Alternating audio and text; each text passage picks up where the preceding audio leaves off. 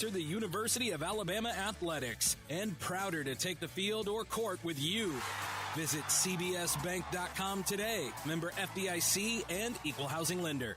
Join us tonight for Hey Coach and the Nate Oates Show, presented by Alpha Insurance, live at Baumhauer's Victory Grill in Tuscaloosa at 6 p.m. Central. Crimson Tide Today is brought to you by CB&S Bank. Crimson Tide Today is a production of the Crimson Tide Sports Network from Learfield.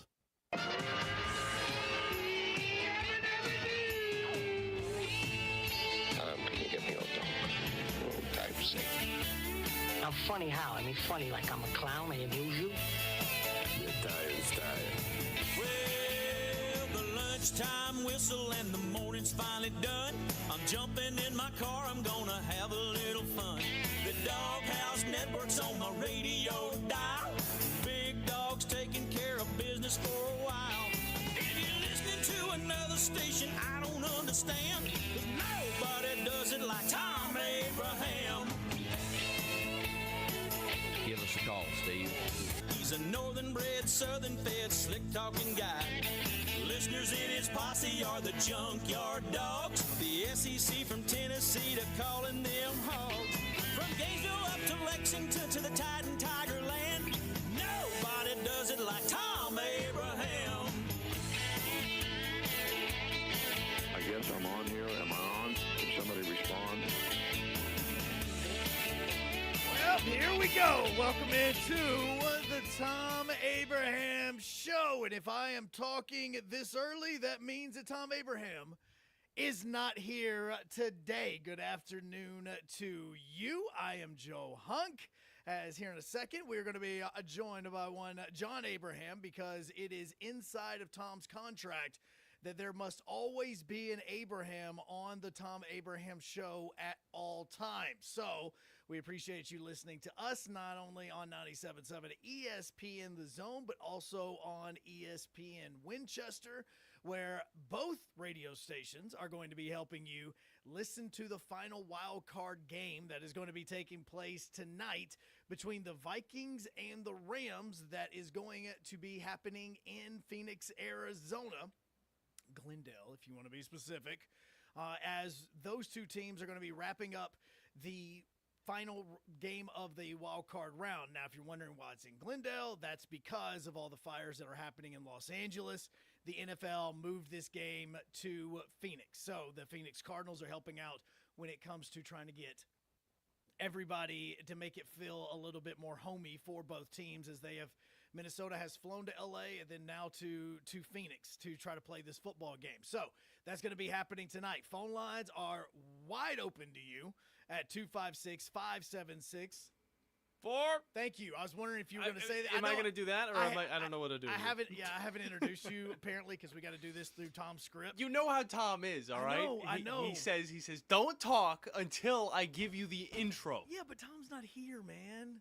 So, yes, I Still got a haven't script. actually given you the intro yet, but I was throwing out the phone numbers. If you ever listen to the Blitz in the mornings, that's kind of the reason why I kind of paused right there. But 4977, I would give you the text line, but let's be straight.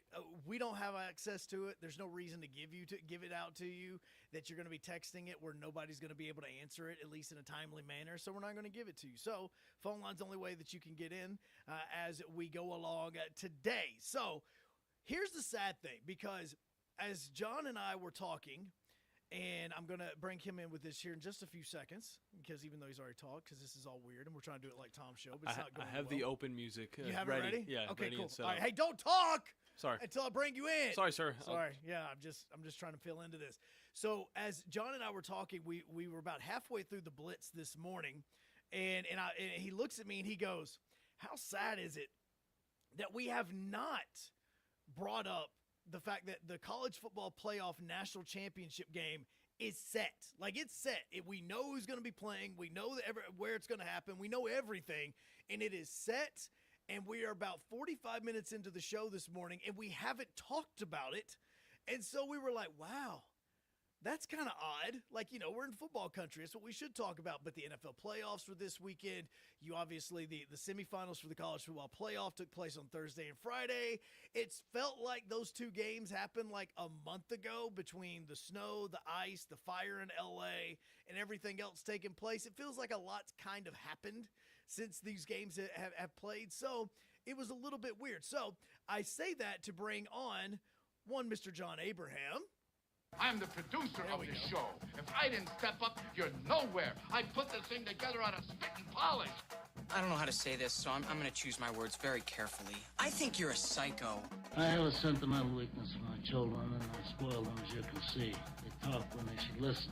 Give me back my son! I don't like violence, Thom. I'm a businessman. I'm telling you, there's an embarrassing press conference in that kid's future. If you ain't first, you're last. He's got Abraham now. What a catch! What a catch! A leaping catch at the 45-yard lines, and he brings it in. The sad thing is I was about to say, I really have no idea when I'm supposed to talk because I've never listened to your intro. So I was like, all right, cool. So I said that because the original plan was that you and I were going to start talking about the college football playoff. Mm-hmm. But in between the two shows, we had breaking news. Now, I didn't expect you to have the breaking news sounder, but we have breaking news, and the only reason that it is big in Huntsville, Alabama, and Winchester, Tennessee, is because it's big all over the country, because we know that Dallas Cowboys fans are all over the country, and it doesn't matter. I have members of my family that are Dallas Cowboys fans. I know that they listen every single day. So, Derek, how's it going, bro? And so we know how many Dallas Cowboys fans that there are.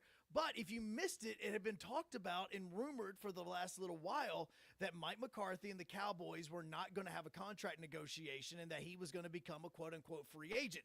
It was not 20 minutes ago that became official that Mike McCarthy is out as the head coach of the Dallas Cowboys. So even now, when the whole plan was to talk about the college football playoff and about Ohio State and about Notre Dame, the NFL trumps it because the Dallas Cowboys have just basically fired their head coach. Yeah, and it's kind of felt like this was going to happen. It was almost similar to, a Ryan Day situation where he's doing the job and he's doing it pretty well, but he hasn't really been living up to the expectations. And this season, I felt like was that final season that he'd be given a little bit of an out. I mean, he got to a point where, this team looked unrecognizable to what it was at the beginning of the season. Of course, you have the Dak Prescott injury. And then on top of that, CeeDee Lamb gets a little bit beat up throughout the season. Then you have Cooper Rush starting. And then it just seems like the whole team was just folding in on itself. They missed the playoffs. And then there's not even a question whether or not you really want this guy back. And it's crazy to think about because he's only been in Dallas since, I think, 2020. Which is the wildest thing, because he was with Green Bay for almost a decade and a half. Yeah, I mean, from 06 to 18. This is the type of coach you want that longevity with, and of course, that's just not what happened with this Cowboys organization. And honestly, I'm not really sad about it. I want to see what Mike McCarthy can do at another school or at another place. School. I mean, heck, it may be another school, because the moment that this came out, everybody and their brother said the New Orleans Saints has entered the chat. Like it was barely, the tweet was even 13 seconds old, and you had people already saying this man's going to be the next head coach of the New Orleans Saints. And it's not like he's a bad coach. Like, that's the saddest thing about it is five seasons in Dallas, 3 of the 5 years he made it to the playoffs. He was 12-5, 3 consecutive seasons with the Dallas Cowboys between 21 and 23. They won the NFC East in 2 of those 3 years. Only one of those 3 times with the Dallas Cowboys did they make it to the NFC divisional game, and that was in 2022, where they ended up losing there after winning the wild card round. So this is obviously the most polarizing job, I would say, in the NFL that you can possibly have. And that being said, at the moment the news broke, Mike Vrabel was being introduced to the New England Patriots media, and they were having his opening press conference. It was like happening at the exact same time.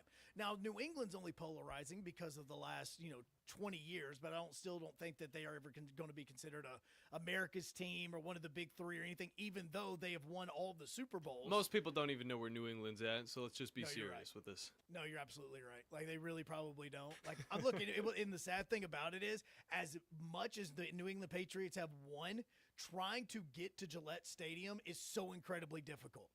It is one of the hardest stadiums to try to get to. In retrospect, or I should say going back into what we were saying, in retrospect, trying to get to the stadium in Glendale for tonight's game between the Vikings and the Rams, super easy to get to. Really? So incredibly easy. It's right beside the interstate. It is so incredibly easy to get to. I mean, Phoenix is a lot more spread out because, desert, and it's a lot more spread out.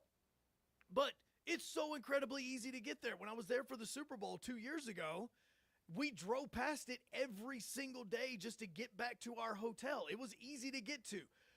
You can't take any sort of subway or anything for in the media. You can't take any subway, or I should say, if you are covering this game for the media, because of how far away from Boston the city actually is in there. There's no railway system. You have to Uber or something like that. There's no bus line that really takes you there. It's not like going to Fenway or going to the Garden in Boston. You have to make a conscious effort to either drive there yourself or take an Uber there, because the Army-Navy game was there. I want to say it was last season that it was there, and it was a lot more difficult to get to than what your other cities are, where last night, Philadelphia, for instance, that all three stadiums, the football stadium, the baseball stadium, and the arena, are all side by side in Philadelphia. Yeah. So it's very hard stadium to get to. So it's not like the others, but at the same time, you're always going to consider the Steelers. You're always going to consider the Cowboys to be your top two, and then you have your Green Bay Packers type fans. Would you put that in there? I could see how there's Steelers fans almost everywhere. And there are. The same could be maybe said for the Packers, but I feel like it really is just the Cowboys at the top. I mean, it is a totally different brand compared to anybody else. I mean, you could talk about the history of the Cleveland Browns and how big that organization is, but at the end of the day, it doesn't live up to the consistency that we've seen from, of course, the Dallas Cowboys. I mean, 12-5 in McCarthy's last 4 seasons, and we wrote those off as losses for this Dallas Cowboys team. 12-5, what a horrible team. But no, that's where they are. So I was looking this up as you were talking just a few moments ago about the most NFL championships that you can possibly find when it comes to overall, not just counting Super Bowls, but just NFL championships by a franchise. Yeah. Do you know where the Dallas Cowboys lie when we talk NFL championships? We're not talking Super Bowl championships. We're talking NFL from the history of the league. Okay. From 1924 all the way to now. So don't they have... I think it's 1919, actually. Yeah, it was 1921, actually. Yeah, if we're being realistic. Yeah, if you want to be real specific. The Cowboys have 6 Super Bowl wins, right? Or is it 5? They have 8. Oh, they have 8 Super they Bowl have wins? 8 appearances in the top 2, I should say. No, they have 5. Okay. So I would say the Cowboys are probably either 1 or they are 2, because that's a lot of Super Bowls, and I'm guessing they probably won a few championships along the way, and then I think the Browns are somewhere in there as well, just because they're championships that they had. They are tied for 6th. Wow. Counting NFL championships. See, this is where people think the NFL and the championships with the Super Bowl. There was a way before that. It was because remember, 2013 was the 50th Super Bowl that took place. So if you subtract, let me do the math for you. Yeah, we had 40 seasons, maybe 50, 60 seasons of championships. So you go 2013 minus 50, that would be 1963. Just doing the math. And so this league started in 1921. So if you look at it, like you were saying, there was about 40 seasons beforehand. The Green Bay Packers actually hold the most NFL championships with 13. Okay. They're like the Alabama of the NFL. That kind of makes sense, especially with the people that they bring in from Alabama. But, I mean, they also won the first 2 Super Bowls, so, I mean, you can throw that in there. They got a head start, I would say. Yep. Well, and what's crazy is they also came in second for the last NFL championship before they went to the Super Bowl. So 61-62 were the NFL championships and all of that. So they have 13. Bears have 9. Okay. Giants have 8. So good, rich history programs right there. Yes. And then you get to New England with 6, Pittsburgh with 6. Then you get to the Boston/Washington Redskins/Commanders. That's how it's written right here. Okay. So that's why I'm reading that. Yeah. And then you get to Dallas. Where are the Cleveland Browns at? I thought they had 8 championships. Hold on, I'm getting down. In the span Cleveland has 4 championships. 50, 54, 55, and 64. Something ain't right. It might be before. I have no idea. I'm not going to try and stretch my knowledge back to like World War, II. So that's crazy to me. That's wild. Yeah. So when you're looking at it, like Dallas, their period of time in the 70s, like 70, 71, 75, 77, and 78, all of those teams that you're talking about, those are the ones that's when they became America's team. But in doing so and giving themselves that title, that has then blanketed them across the country where everybody is talking about this job with Mike McCarthy, because you go 12-5, 3 of your 5 seasons, and you do not get invited back for another opportunity at a run with this team. Now, remember, don't forget, Dak Prescott also got injured last year. So it's not like he had QB1 with him for majority of this season. He lost QB1. Now, regardless as to what you think about Dak, I don't think he's a top 10 quarterback in the NFL, arguably a top 15 quarterback in the NFL. But if you look at him, you don't even have him, and you just let this man go without him. Again, his contract's up. You just said that it's not going to be renewed, and they're parting ways. Yeah, and I just want to correct myself. I didn't really do anything wrong, but 8 championships for the Cleveland Browns, and that includes the AAFC championship. What in heaven's as well. name is the AAFC? That was prior to the NFL. It was the All-American Football Conference, and there was like a little bit of a merger. So it was the first of the mergers before the merger that went with the merger that got us to the NFL. Yeah, they merged, I think, in 1950, and that's whenever the Browns kept on winning the championships. Okay. And then this is what I want. This is what I want. So we're going to be taking phone calls. 256-576-4977 is how you can get in on the Thom Abraham Show / The Blitz right now on 97.7 as well as ESPN Winchester. When we come back, not only are we going to start getting into your phone calls, but I also want John to tell me who the Cleveland Browns beat for their very first AAFFAACCDQRZ championship. Close. I may have added 1 or 2 letters, but I want to know who the Browns beat, because I feel like it was like a bunch of guys that walked from the steel mill that they just got together, kind of like a Georgia Tech Cumberland thing. But we're going to find that out. We're going to take your phone calls as well, as we are off and rolling on the Thom Abraham Show on this Monday on 97.7 ESPN The Zone, ESPN Winchester, as well as WZZN TV.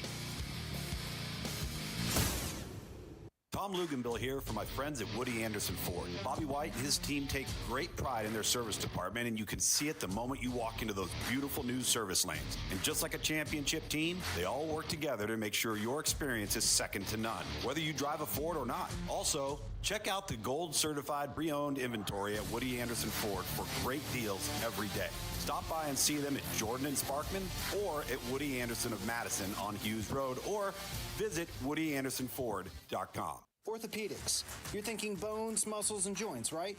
Well, what else comes to mind? Maybe your spine, therapy, or an arm cast? What about sports medicine? What do you think about when you hear that?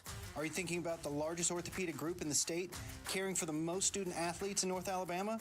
Or about the fact that they are teamed up with the state's largest hospital-based sports medicine program to provide care to more schools in North Alabama than any other group? If you are, you have TOC Sports and Huntsville Hospital Sports Center on the brain. If you're not, you should, because Huntsville Hospital Sports Center and TOC Sports have partnered for more than 2 decades to establish a state-of-the-art team of certified athletic trainers and orthopedic specialists who successfully continue to meet and exceed the sports medicine needs of schools, athletes, coaches, and parents in our community. Committing to kids, committing to community, committing to care. That's Huntsville Hospital Sports Center and TOC Sports. You'll love the expanded wine selection at Liquor Express. From special occasion to everyday table wines, they've got what you need. Meet your friends at the largest tap wall in Alabama with 105 rotating selections. Then take home a growler full. It's time to get your family into boating. The Huntsville Boat Show is back January 16th through the 19th at VBC. Shop, compare, and save thousands on your family's dream boat. Hundreds of new boats to purchase on site. Shop pontoons, wake surf boats, fishing boats, and more. Visit HuntsvilleBoatShow.com. It's time. Mr. Sparky, we're America's on-time electrician. Flickering lights and hot switches can be annoying, but they can also signal a major problem, or worse, an electrical emergency.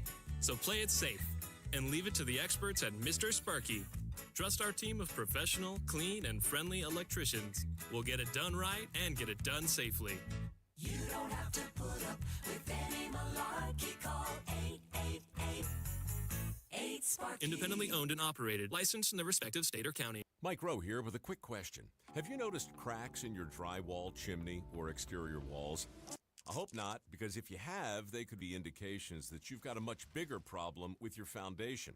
That's where AFS comes in, a groundworks company. They can honestly assess your situation and create a plan to stabilize your foundation. Schedule your free inspection at afsrepair.com/row. And while you're there, check out my latest dirty job. It's a good one. Licensed in all states where work is performed. See website for details.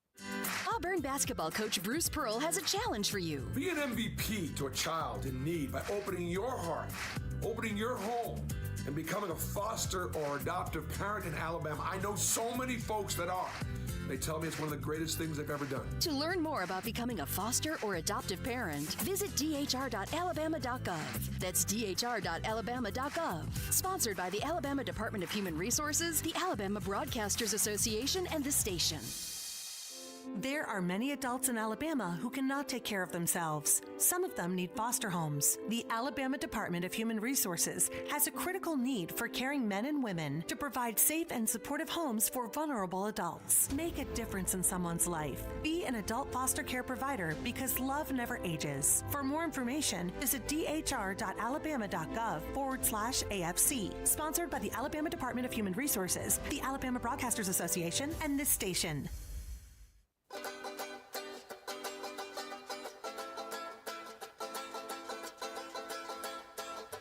What do you think Thom would do if we started throwing our music in? I don't know if I want to do that. There's a certain type of vibe. Because you're vibing right now? Yeah, I feel like I'm out in Hawaii watching the... I don't know. Watching the Hawaii Bowl. Well, speaking of Hawaii, a team that just played in the Maui Invitational is now the #1 team in the country. Because the AP just announced that they have a new #1. The Auburn Tigers are the #1 team in the country. There they go. Tennessee drops from 1 to 6. Alabama is now at 4. Duke is at 3. And Iowa State is at 2. If you're wondering where the other SEC schools are in the top 25, Florida is at 5. Kentucky is at 8. Texas A&M is at 11. Mississippi State is hanging tough at 15. You have Ole Miss at 21. And Georgia, the Georgia Bulldogs. They're coming up, man. At 23. That's some good news right there. I mean, for Georgia, their basketball program, I don't look at it and think, oh, that's definitely something that they're really good at. But this year, I think they've already beaten 2 top 20 ranked teams. I mean, they're really pushing, and that's huge for the SEC, just to show that, hey, it's not just, a league that was able to win a bunch of out-of-conference matchups and look good, but even against SEC play, every single team is just as competitive. Except for Alabama's the best. There's a little bit of bias there. I mean, if I say technically, according to the poll right here, Auburn is the best. Second best. So okay. I guess Alabama basketball is the best. There you go. 256-576-4977 get you in on the Thom Abraham Show. Your clocks are not wrong, and I'm not talking way too much and not allowing Thom to, as Thom is out today. And so John and myself, the Blitz, at you every single morning on 97.7 ESPN The Zone, ESPN Winchester, as well as WZZN TV, where you can watch us, is where you can get this right now. And in fact, I was right. My cousin Derek is listening, the Dallas Cowboys fan. He actually texted me and said, you're absolutely right that I'm listening. And he also said Barry Switzer is next. I mean, just why not? I mean, I guess he doesn't want to go with Jerry Jones. Let's go back to Barry Switzer and try to bring him back to the Dallas Cowboys. Also, I want to say a quick hello before we continue going, and as we get the phone lines going at 256-576. 977. A quick thank you to all of the surgeons and stuff at Crestwood that is listening as well. We know that you are listening because my niece, who just had her daughter, listens to the show. We appreciate all of you guys and even the doctors and everywhere else around Huntsville Hospital because my niece's daughter is still in like NICU and she's trying to get better. And she was born like, I want to say 4 pounds. This happened the other night. Like she is a very tiny baby. I think it's just our family does this because my son looked like a little alien. Love you, buddy. But he looked like a little alien when he was born. I mean, he did. If I showed you what he looked like when he was born, he looked like an alien. I could see a big forehead. Oh, he has a massive forehead. Yeah. He just has a big head now because he has my personality. He'll grow into it. No, he won't. And so it's, so I appreciate everybody there. I want to say thank you for everything that you've done for our family because it has been kind of a wild 24 to 48 hours with everything that's kind of been going on.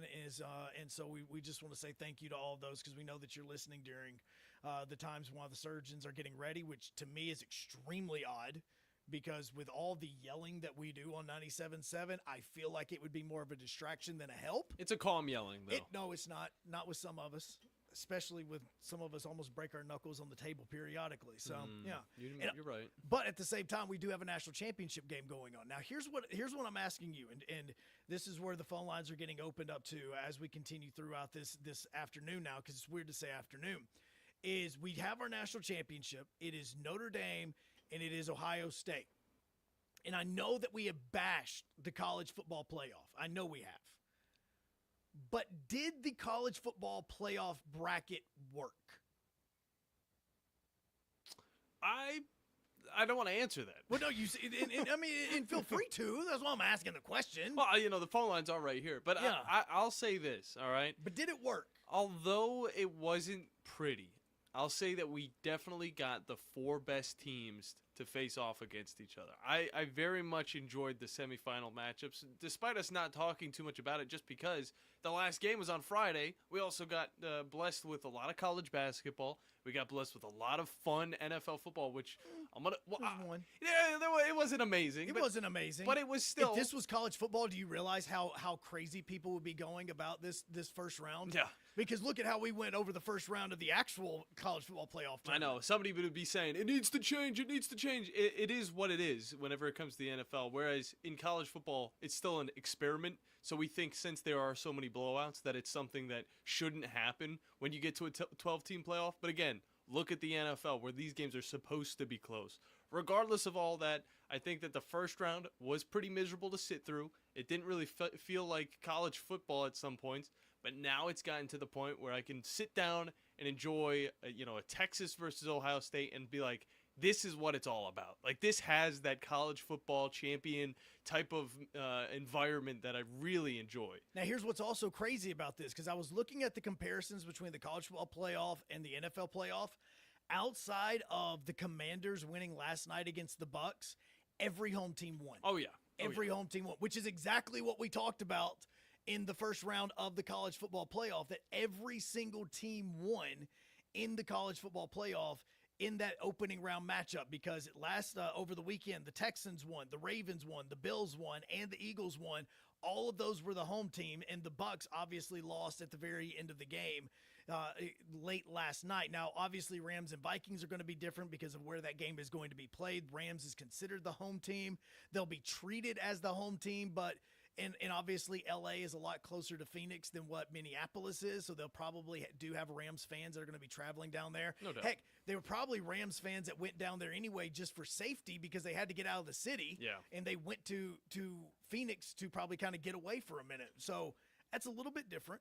But all the home teams have won so far, outside of one, and that's exactly what we talked about with the first round of the college football playoff. And it kind of felt like it was going to be that game that would see, the road dog win that game, because, this was a Baker Mayfield-led Buccaneers team that we still are not 100% sold on, compared to an up-and-coming Jaden Daniels, of course, Terry McLaurin, You just love Brian him because Robinson. he was your quarterback in fantasy. I know. I was focusing on this guy since the injury that he had at LSU 2 seasons ago, I believe. It was before his Heisman season, but it got him on the radar. It was like, this is that type of quarterback. He came over from Arizona State and then, of course, gets drafted. And he's lived up to every single bit of the expectations that we've looked at it for. Bo Nix had a great season, don't get me wrong, but for winning this playoff game as a rookie, like, this solidifies his MVP rookie status. Well, we'll see. And if I remember correctly, and I know what you're saying, I believe that the voting for the NFL Rookie of the Year was done before the playoffs started, very similar to what we talk about with Major League Baseball and the playoffs there and all that. Now, obviously, your Heisman Trophy, we at least put the college playoff or the college conference championship games into it, because we always say, hey, let's wait till conference championship weekend. But with the NFL, I think all the voting had to be done beforehand. Now, I do think it is down to him and Bo Nix, and I don't think that Bo Nix has been getting the love that he possibly deserves for what he's done with Denver. But we'll talk about that in just a little bit, as phone lines are open to you. 256-576 97.7. Crawdad, welcome in to the Thom Abraham Show, sir. How are you? Hey, doing great, guys. Enjoying the show so far, and I will, Joe, make one comment on the college football playoff. Yeah. At the end of the day, the correct 4 teams got in there, but how much better? I'd say they got it 2/3 right. How much better would it have been if the first round actually meant anything? Because it did not. It was just uselessness. And I hope, we got almost what we wanted. We got good semifinals. We're going to have a good final. And all they got to do is tweak it a little bit so that the first round is actually a playoff game, and it's not like in the NCAA tournament where 16 seeds are playing 1 seeds. But hey, I'll take it. I've enjoyed it. They just need to make it one more little improvement, and that's figure out how to get the first round better. Yeah. And I don't agree with you. Thank you for that, Crawdad. And I think that with the tweaking of it, like, I think that over the course of the next couple of seasons, you could see tweaking with it. Heck, you could possibly even see 2 more teams potentially be added in it. No, you possibly could. I know you could, but I don't know if I want to see that just Well, and yet. I think the first round by itself is absolutely insane for this, because of the way that all of these games happen. Because let's not forget that all the teams that got the bye from the first round then lost. Yeah. It was all the teams that won the first round won the second round. So it didn't benefit you to play in that. Now and that's where I would make the argument for this, as far as, and I know that I'm literally beating a dead horse. It is down to near bones, and they are basically just being shriveled up as I'm continuing to pound this dead horse. Is that a visual for you? I'm just curious. And so I know I continue to say, you need to get rid of the bowl games. Like, you need to get rid of the bowls themselves, and these games need to be played on campus, because as big of an advantage as it was for these teams that were playing in the first round to play at home, you then go to a neutral site, and the teams that earn the byes then get the home field taken away from them, and then they end up losing. I'm not saying that's the whole reason they lost, but in college football, even more than the NFL, home field advantage matters. Yeah. It absolutely matters way more than what it does in the NFL. Like, yes, it was a bigger deal for the Chargers to go and have to play in Houston, okay? I think it was actually probably a bigger deal that the game kicked off when it did, because the Texans were involved, and we know they always get the Saturday afternoon kickoff, and the LA Chargers were having to kick off earlier than what they're used to. Like, that's the sort of thing that I think would be bigger of a deal than it is the home field itself. But at the same time, you took away home field advantage for 4 teams that, if Boise State is playing that game at home, do they potentially win? When Arizona State and Texas were playing each other, would Arizona State, as good as they played in that game in the Chick-fil-A Bowl, would they have had a better opportunity? Sorry, Chick-fil-A Peach Bowl. If they would have had that opportunity, would they have had a better shot at winning if this game would have been at home? Not saying that Arizona State is this massive thing that when you go play on College Football 25, it's like one of the top 10 atmospheres. Well, you got to play. I'm just saying. You got to play as the Sun Devils. Yeah, I'm just like, I'm looking at it and I'm thinking, if Ohio State had to go back to Oregon, would this game have been any different? If Notre Dame would have had to play this game in Sanford, would this have been any different? Like, that's all I'm asking, because that did play a massive role in the first games, and obviously the bowl situation totally takes that out, and it takes away out what is one good thing about college football that we absolutely love, and that is the atmosphere of each home field. Yeah, I agree. It's just it comes down to how would we, get this playoff the way we want with the bowl games involved. Because, again, you said it over on the Morning Blitz a few days ago. It's a lot about the money for a lot of these sponsors. Yeah. But they get plenty of spots. There's a lot of other places that we could put some of these bowl games, though. We could put them as a way to get into the playoffs. Like, you have to play some of the, and that's pretty much the same thing. But then it goes into, you have the home field advantage, you're playing at the campuses, but it comes after the bowl season already comes to an end. So then you get into the playoff season. Then you get into the championship. Like, that's the way I feel like it should be, but they're trying to smash it into one little thing, and it just doesn't seem right. And I agree. I think that these teams should be able to have home field advantage in the second round, especially if they get the bye. Well, and this is where, and I know that there's a lot of, again, just like Dallas Cowboys fans, there are a lot of Notre Dame fans. And so think about it. You have a home game in South Bend, Indiana. Then you have to go to New Orleans the next week. And then you have to go to Miami the next week. And now you're going to have to go to Atlanta after going to all of those. That's 4 different sites, 4 different trips, 4 different things. That I don't, unless you are like stupid rich. Unless you own a radio station. Yeah, unless you own a radio station and you've got tons of money to just randomly play with whenever you please, you are not making it to all 4 of these games.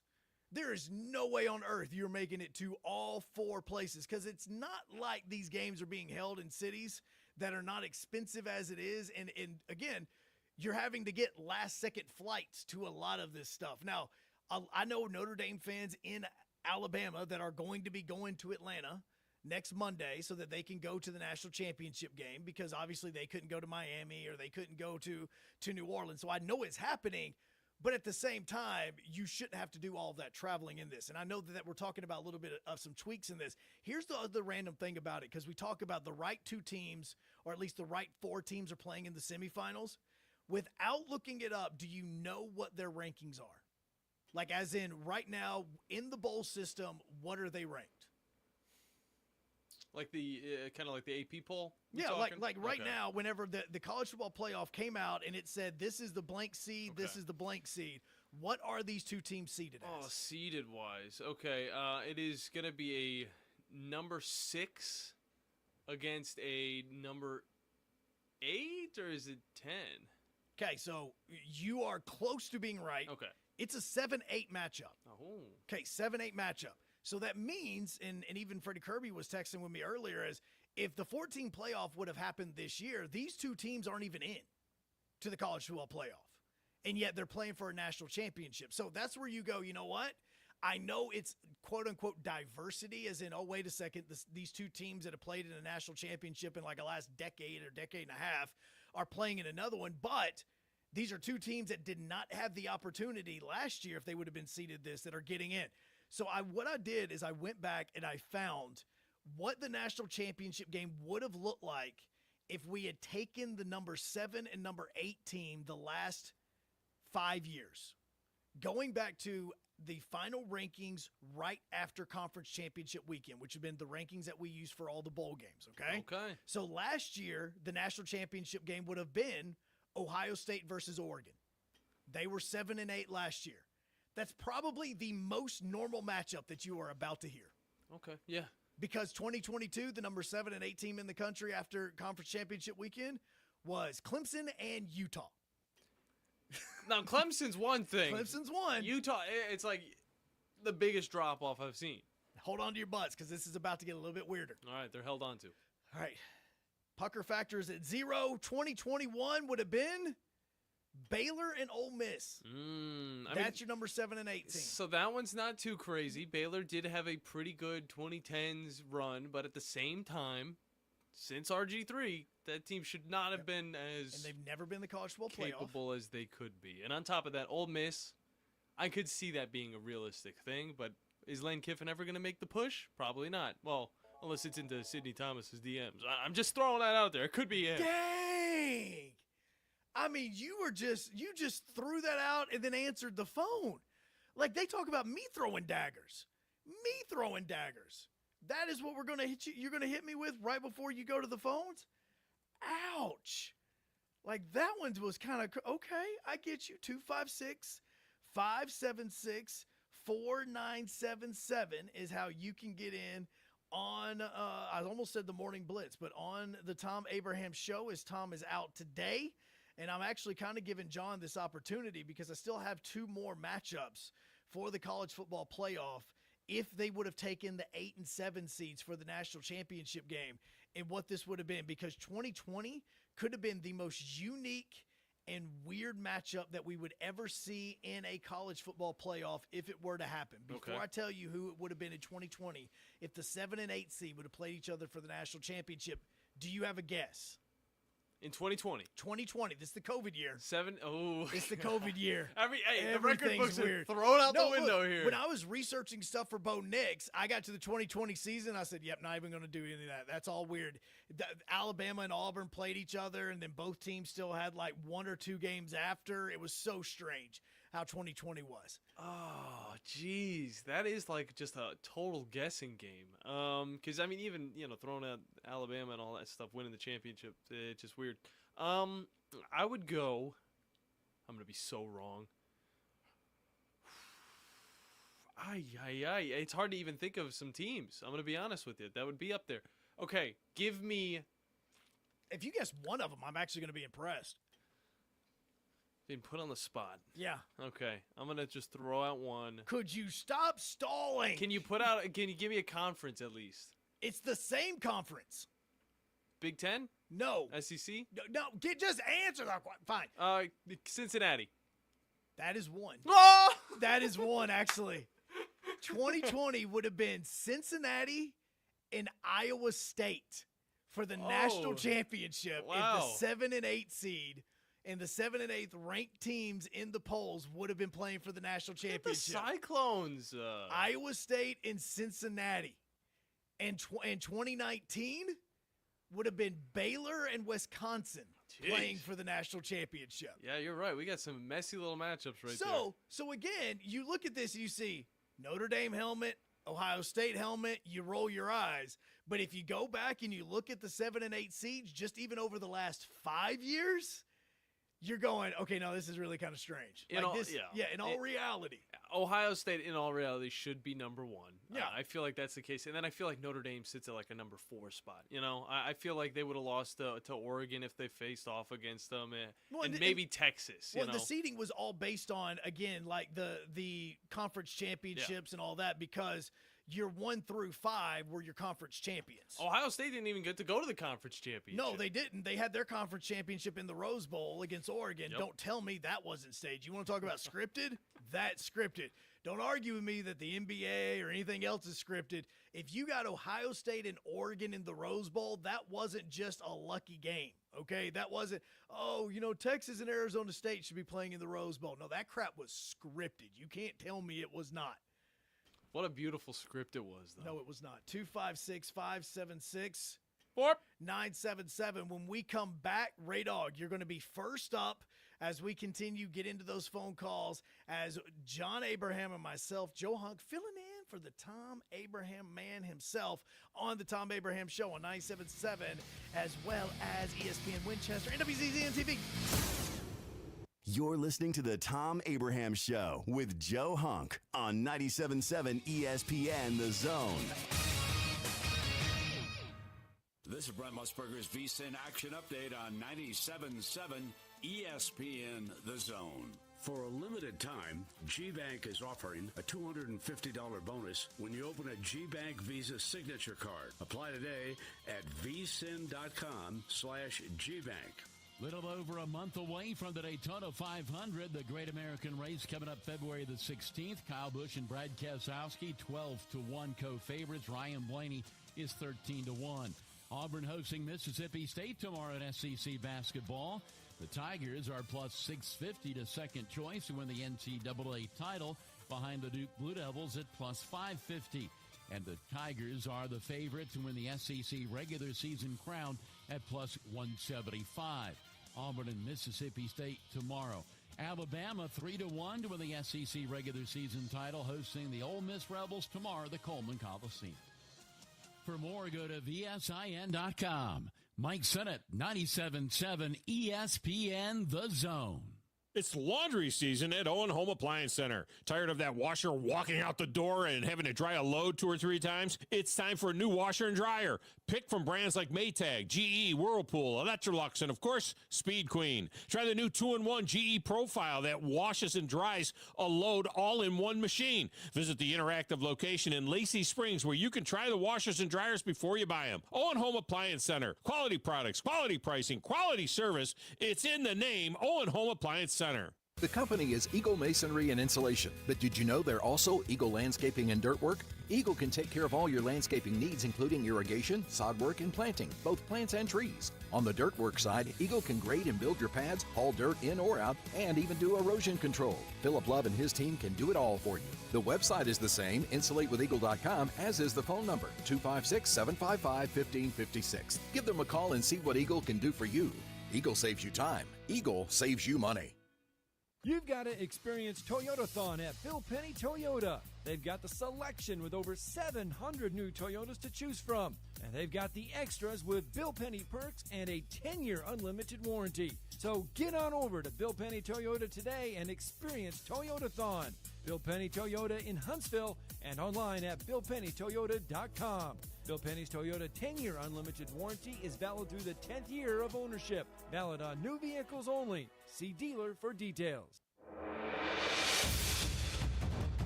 Long before winter weather approaches, the Alabama Department of Transportation prepares to maintain interstate and state roads that could be affected by snow and ice.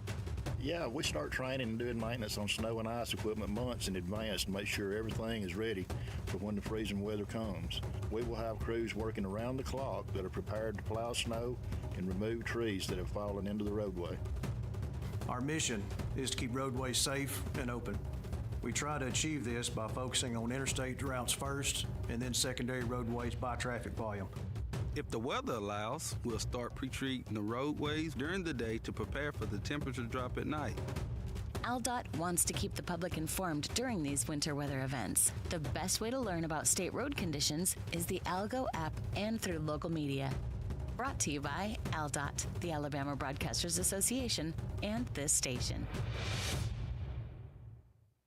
The new favorite place for delicious Mexican food is Coralejos Mexican Grill in Huntsville. Check out their reviews on Facebook and you'll see what people are raving about. Enjoy drink specials all day, Monday through Thursday, like house margaritas for $3.99 and 12-ounce drafts for $2. Even vegan-friendly entrees on Monday starting at $5. Coralejos Mexican Grill, 1658 Old Monrovia Road in Huntsville. Follow them on Facebook and Instagram to stay updated on their specials. From the Fox 54 Weather Center, I'm meteorologist Emily Owen. We'll start your Monday off cloudy, but expect a gradual clearing to become mostly sunny by the afternoon. High temperatures going to be warming into the lower 40s for this Monday afternoon. Heading into our Monday night, we'll sit under a mostly clear sky. Low temperatures falling into the lower 20s for the overnight. I'm Fox 54 meteorologist Emily Owen on your home for ESPN Radio 97.7 ESPN, The Zone. The Drive with Wes Neighbors and Steve Moulton. Listen weekday afternoons starting at 5 on 97.7 ESPN, The Zone. It's perfect!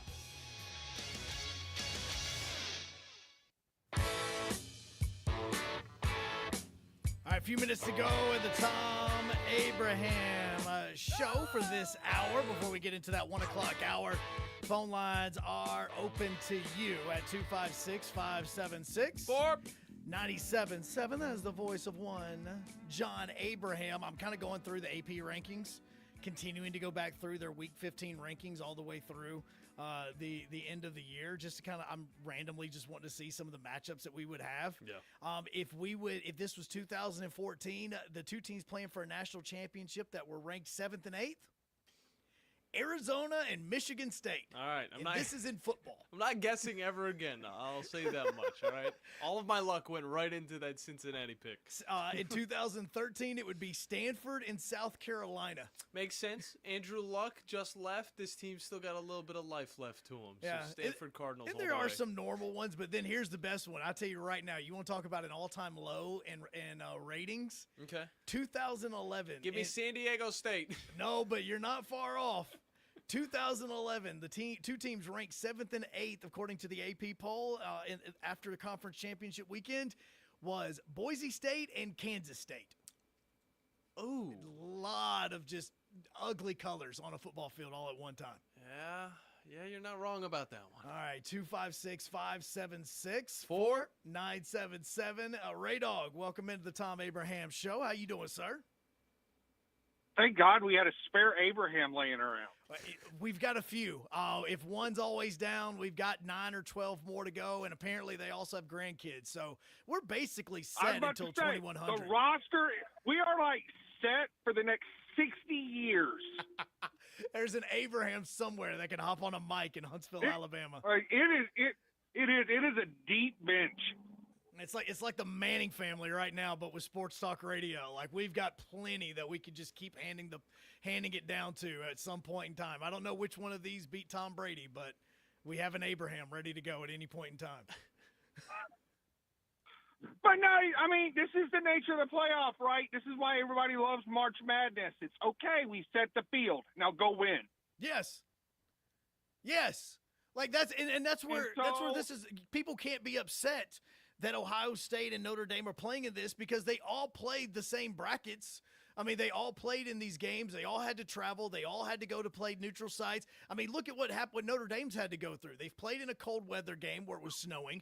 They then had to go down to the Sugar Bowl, and unfortunately, what happened on Bourbon Street? Then the game gets delayed a day. Then they have to go down to Miami and play in that one, and now they're having to go to Atlanta. Like, they've went through all this stuff, and people are still want to be upset that Ohio State and Notre Dame are playing in the national championship.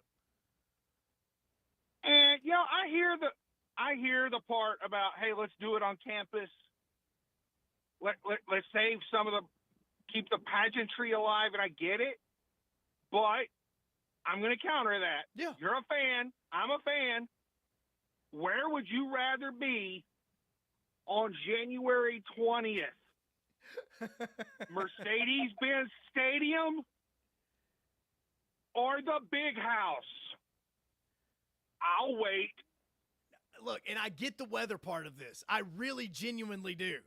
But it's not just the weather. The weather is only a small portion of it. It's the college football playoff is its own business entity enterprise. Yeah. And they have to generate massive revenue so that Notre Dame by themselves can make close to $20 million with this thing.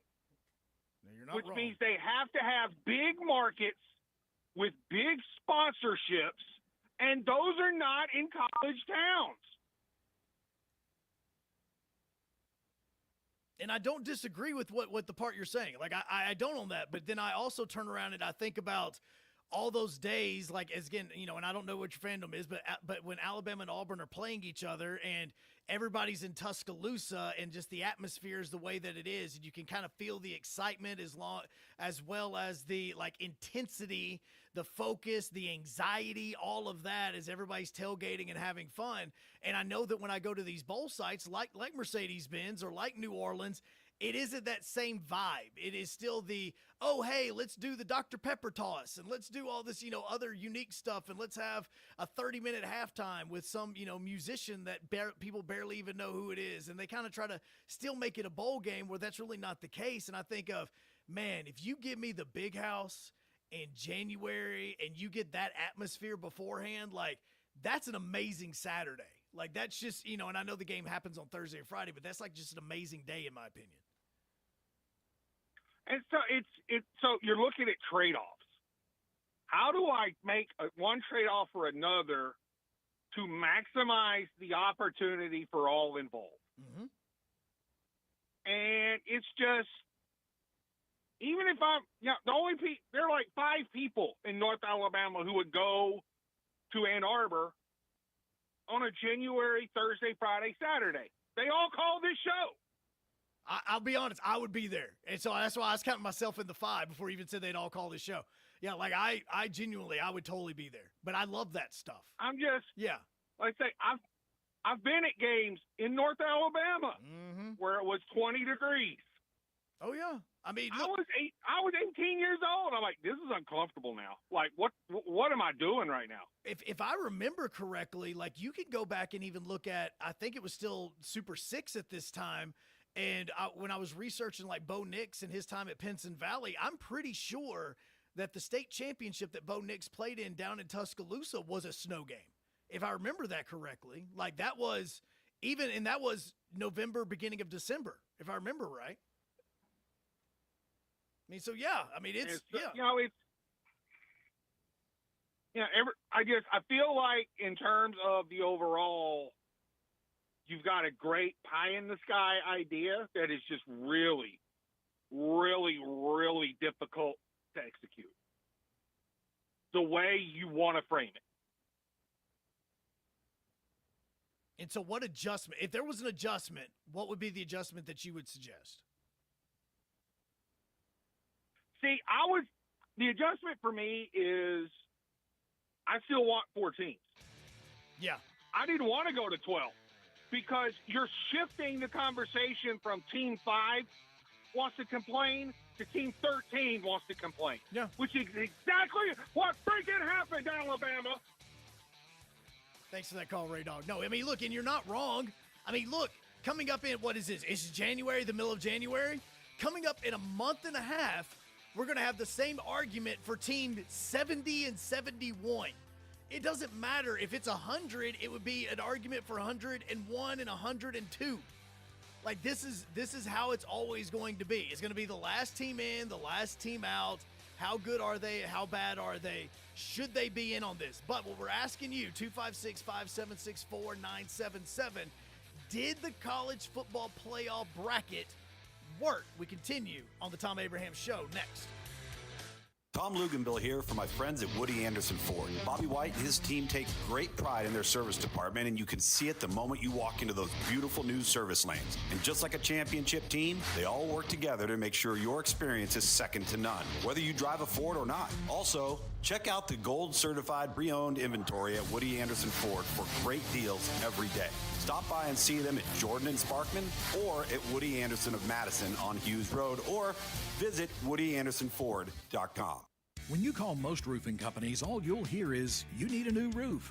Not when you call Fleming. At Fleming Roofing and Restoration, we're focused on your needs, whether it's an easy repair or a full roof replacement. Folks around here have trusted Fleming since 1965 for all their residential and commercial roofing needs. And as the area's storm damage experts, Fleming knows all the ins and outs of the insurance claims process. Log on FlemingHSV.com to schedule your free estimate today. Fleming Roofing and Restoration. We show up. Mark and Henry McDaniel, attorneys at law, are proud alumni of Madison Academy, and Madison Academy is proud of them. They have served our community through their practice, through volunteerism and service on national, state, and local boards. They explain the complexity of critical court rulings on local media.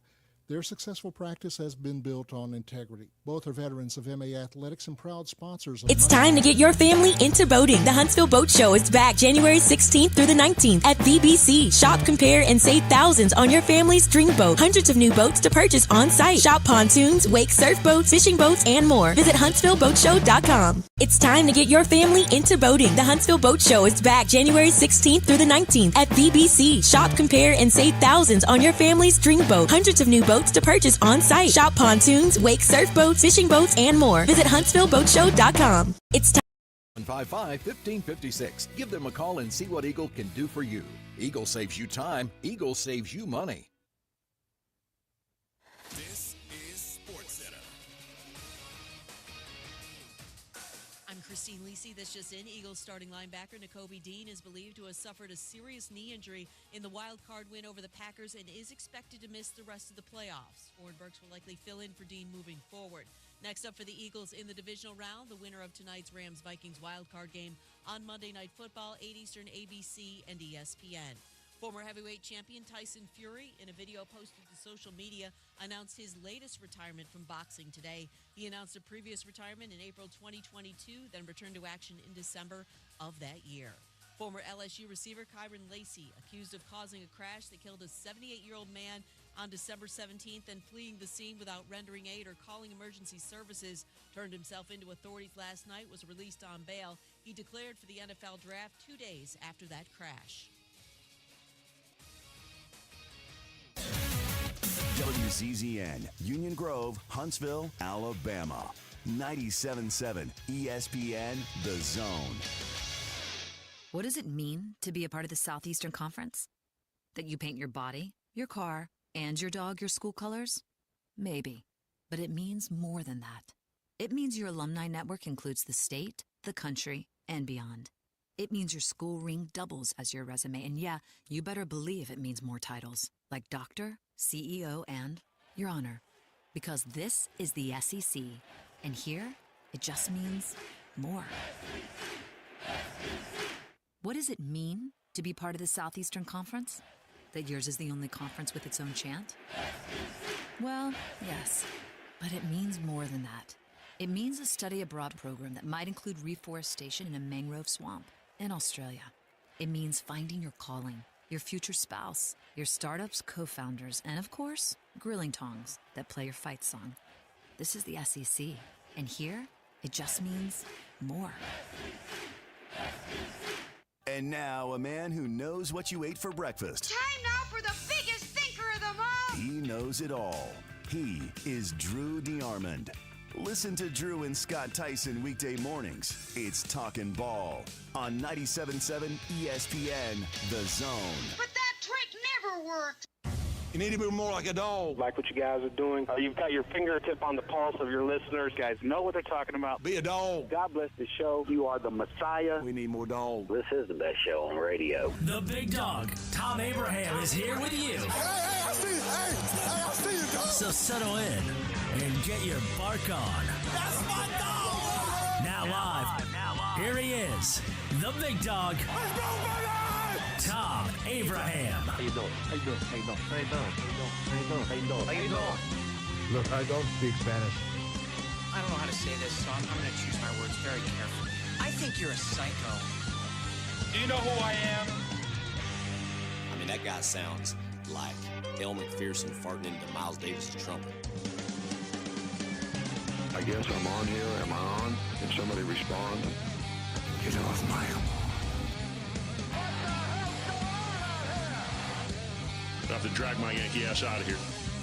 Second hour, final hour, best hour. Again, on the Thom Abraham Show. We've already done this once.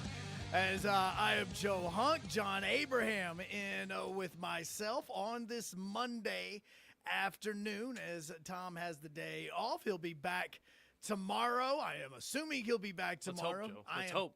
I am totally guessing on that. I mean, I'm fine with taking over his show with you. I mean, it's been a lot of fun, and it's not the first time we've done it. I mean, we're veterans when it comes to this stuff. And tomorrow that would then mean, if we did have to do Thom's show as well, that would mean that we would have the Blitz. We would then have the Thom Abraham Show, and then we would have the Havoc Hour. That'd be coming up tomorrow. Oh, jeez. Yeah, now you change your tune. Yeah, because tomorrow's Havoc Hour is going to be a lot different than what we normally do, because immediately following the show today, Moulton and myself and Baby A, I totally just threw you in on that, are going to be heading over to the VBC, because tomorrow night is the skills competition for all the season ticket holders. At the VBC, players are going to be there doing autographs. Coaches are going to be there. So instead of being at Zambrewski's like we normally are every single Tuesday, we are now going to be not only doing the Havoc Hour from the VBC tomorrow night, we're going to be doing it from the ice tomorrow night. Oh, yeah. So we kind of have to go over and make this plan of how we're going to pull this off. And it's more reasons for people to subscribe to WZZN TV so they can get that content, because you're not going to get it anywhere else. We're going to have the cameras on the ice, which, by the way, Joe, last week I was bringing my camera in for you to look at, and you did not show up to work. So, yeah, that is true. That's on me. I take the blame for that. So that was Friday. All I need is a micro HDMI cord. Okay. That's all I need. Okay, I gotta look and see what that is. You probably got a few. Probably do. I've got cords galore. So like last night, for instance, I'm doing the UAH basketball games as Scott and Steve and myself. We all do these basketball games. And so I'm on the court and right beside the PA announcer. So when I'm not doing PA or play-by-play, I'm helping the PA announcer. And the music just goes out. Just goes out, like stops working. It's right in the middle of the intros for the UAH basketball players. We had the video play, and then the moment the video plays, he goes and he tries to hit the button to play the music. Music just goes out, totally out. Huh. And so he looks at me, and I've been trying to get this all fixed because we've been working on it.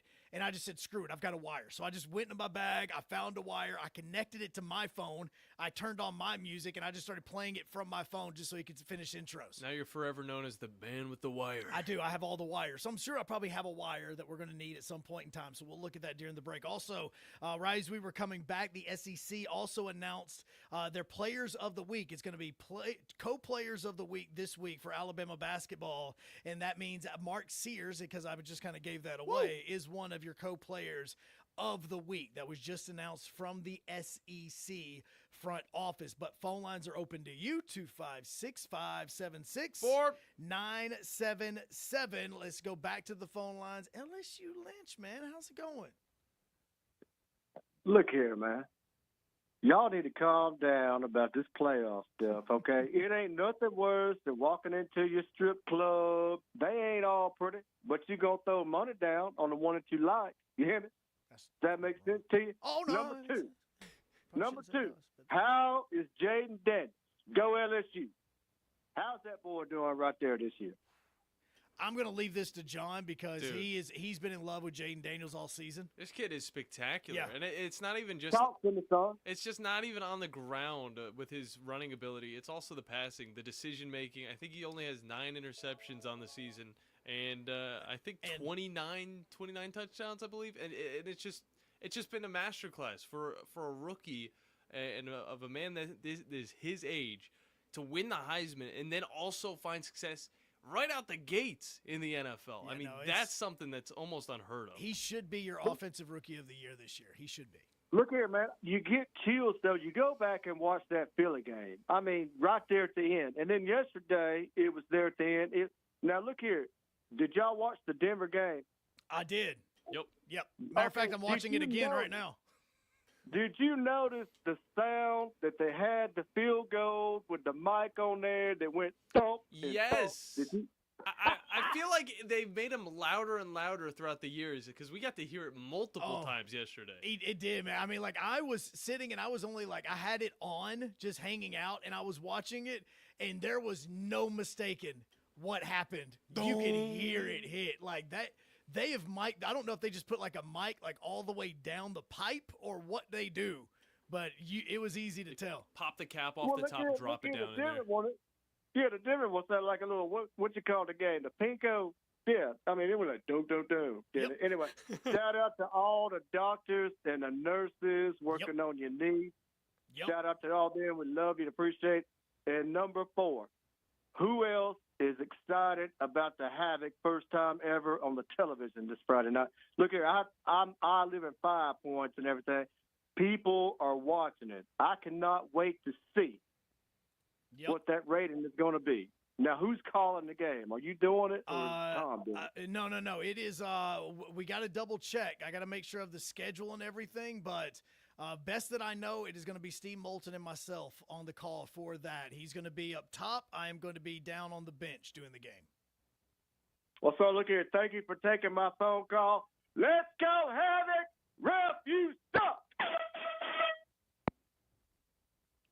I always try to get him down before he hangs up, but you couldn't do it there. You couldn't because I didn't know what he was going to do.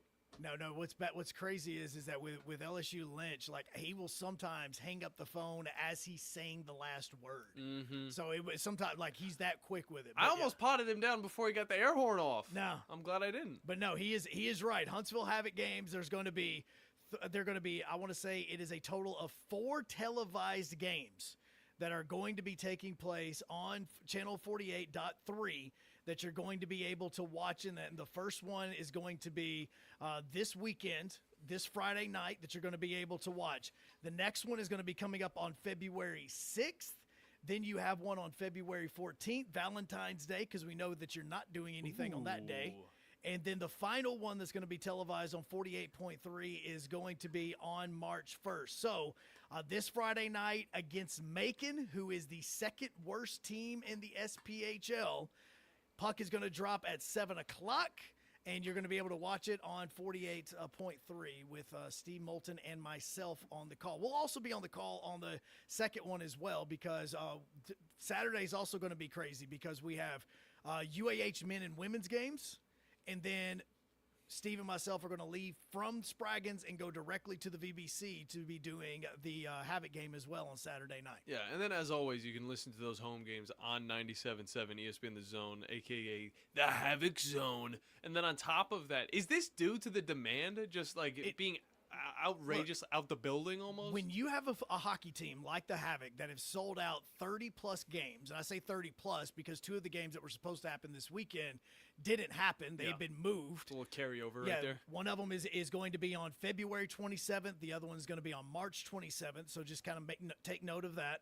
But when you have this many fans in Huntsville, and we have a clip that we're going to send out tomorrow morning that of when John and I were talking to the Havoc players during the Havoc Hour last week.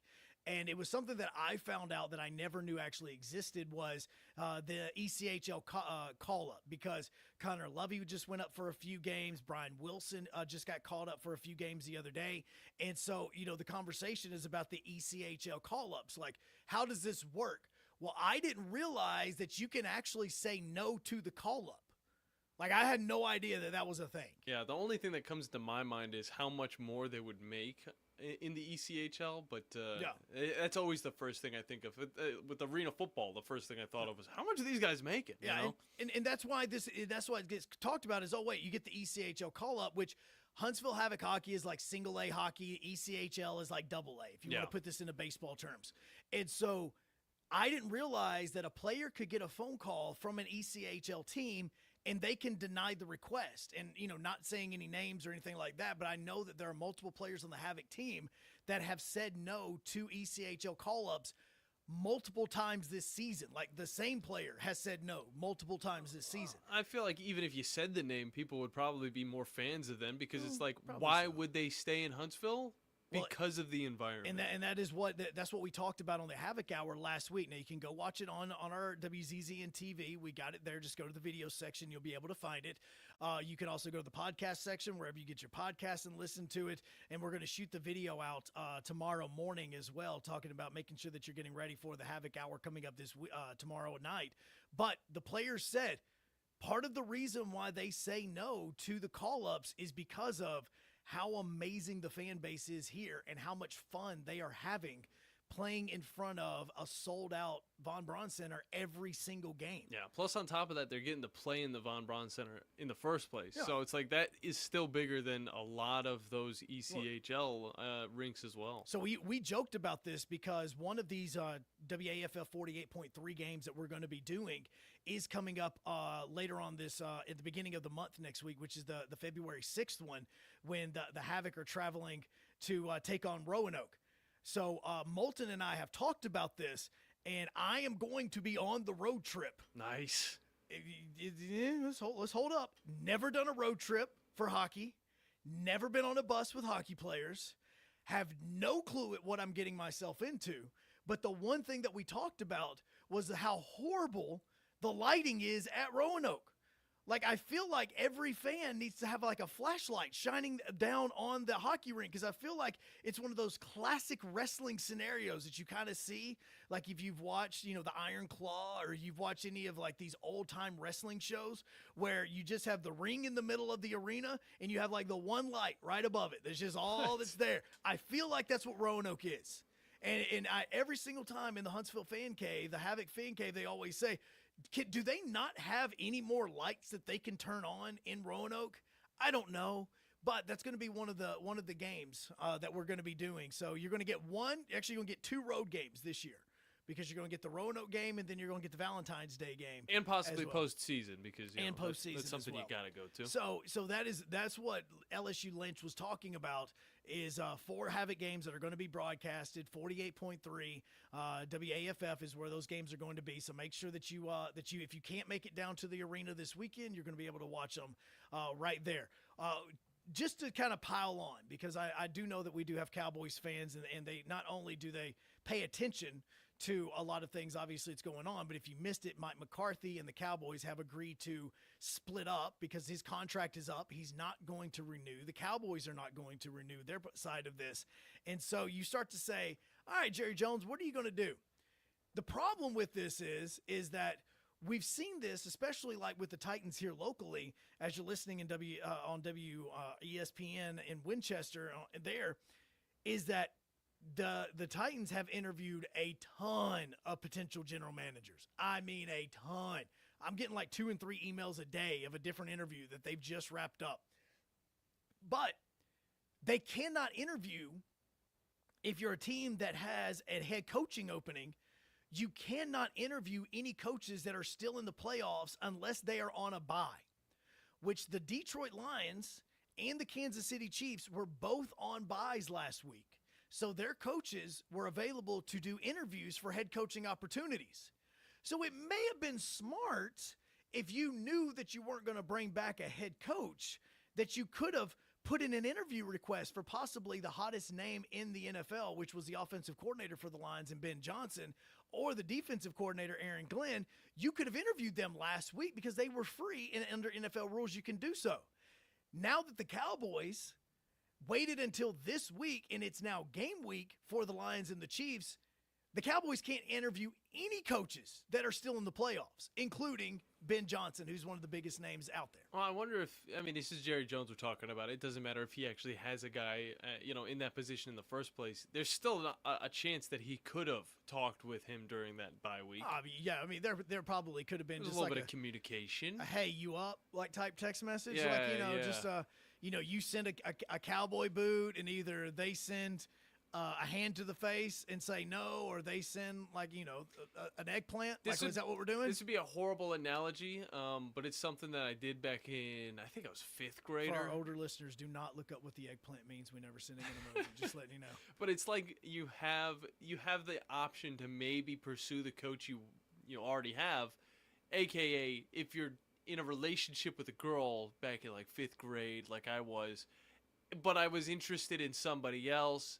Then I dated the other person. You kicked the tires? Before getting rid of the other one, and it's just so I had that insurance. You know what I'm saying? So what you're saying is you took one girl out on a date while the other girl didn't know, and as you're sitting at the movie theater, you're kind of looking over your shoulder, paranoid that somebody's going to walk in and see you? No, it was 5th grade. We're not going on any dates. This is all just something that happens, on the recess grounds. You weren't in my neck of the woods. Okay, you don't know how we rolled back fine. in New Hope. All right. I don't.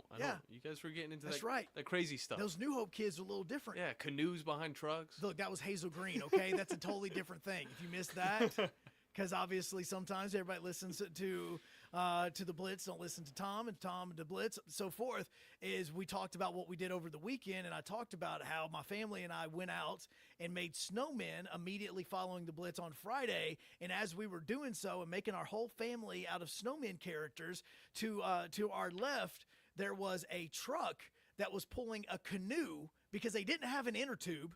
So instead of taking an inner tube on the snow, they were taking an entire canoe, not a kayak, an entire canoe. And they completely cross-checked your snowman with that canoe. Oh, absolutely. They swung into it just kind of like they were that guy just trying to hang on the back of the bumper of a car as it's going 90 miles per hour down the interstate. Don't do it. Don't do that. No, don't do that. That was all in movies. Do not do that whatsoever.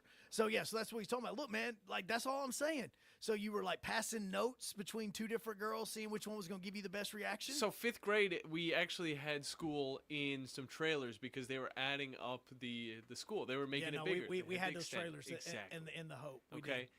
And I had this girl, and then I had this other girl. I was like, I like her. I think she's pretty attractive. I'll ask her out, see if I can get her on, and then if it works out, I'll just go break up with the other one. I know it's a terrible option. No, if she trust denied me. it, then I would have still had a girlfriend, so I would have still been. There are a lot of guys that are sitting here right now with their wives, and if they are off today, or if they're having lunch with them, and they're going, "How despicable is that? I can't believe he did that." Then in the back of their minds, like, "Yeah, I remember doing that a few times." Yeah. Again, I always remembered having a person B. Yeah. I always remembered it. This was middle school, yeah. So again. Yeah. And as we were talking, I talked about how many interviews the Titans were doing. They just wrapped up another one. Look at them. But, See, the Titans are doing it. Why couldn't I when I was a 5th grader? That's the biggest. They have interviewed 10 different general manager candidates, and they just wrapped it up with Vice President of Player Personnel John Eric Sullivan of the Green Bay Packers. So they have interviewed 10 different people for the quote-unquote general manager position. I put quotes behind it because – yeah, it's really in a general manager position. This is like an assistant general manager position, if you're kind of following with what is going on. So I said that because you have Deion Sanders and the rumors that are swirling about him. Because with the ice and snow, you may have missed this, is that there is general interest between both Deion and the Las Vegas Raiders of Deion becoming the head coach for the team. So now that is a true story. On3 has been reporting it. So pay attention to that, because also, and John, you can help me out by looking this up real fast. Okay. If you look at the 2025 NFL draft and you look at the order right now, this is another position where the Titans could take advantage of the Raiders, because the Raiders are sitting at 6, if I'm correct. Is it 6? And Prime said the one thing he wants to do is coach his son, and that would be the only reason he would go to the NFL. If you wanted to use this against the Raiders, trade back, pick up some picks, possibly add a Max Crosby or something like that into your team that you think the Raiders are going to get rid of anyway, and drop back to 6, get some more draft picks, get a player that can help your team this year. That would be smart. Just saying, if this whole Prime thing is legit, I would so take advantage of him saying he wants to coach Shedeur that I would totally try to trade with him so that the Raiders could take Shedeur number 1 overall. Totally do that. But I say that because you have a lot of former players going in to be head coaches. Prime is already a head coach in Colorado. He's been at Jack State. You probably have heard the news about Michael Vick in Norfolk State, how he's going to be the coach there. And now Ed Reed is going to be a coach. Except this is at a high school in Georgia, Chamblee High School in Georgia, and he's going to be the offensive coordinator. Because when you think of Ed Reed, you think of offensive coordinator. Definitely not the first thing that comes to my mind. No. Yeah. No. Just. Hey, but he's got to get his start somewhere. Yep. He does. Now, when we come back, take your phone calls, 256-576-4977. You can also hop in. The WZZN TV chat is going as you are watching and listening on 97.7 ESPN The Zone, as well as ESPN Winchester, as we continue on this Monday on the Thom Abraham Show. As we keep going, those phone lines wide open to you. 256-576-4977. Have you discovered Good Company Cafe? The place for breakfast, brunch, lunch, and so much more. Enjoy brunch all day and pair with one of our many seasonal refreshing drinks, including alcoholic and non-alcoholic options. Choose inside or outside on our gorgeous, spacious, dog-friendly patio. And have some fun with friends playing yard games in the courtyard. See catering, to-go options, and lots more at goodcompany-cafe.com. Good Company Cafe, 7500 South Memorial Parkway. Our customers trust us not only to find the right hardware, but to advise them on the technology that makes them more efficient. My Next Level team researches and discovers real solutions. Check-in software, HR, digital signature, and workflow software. It saves you money immediately. We hold your hand and stay with you through the transition. We're taking our customers to the next level in business process automation.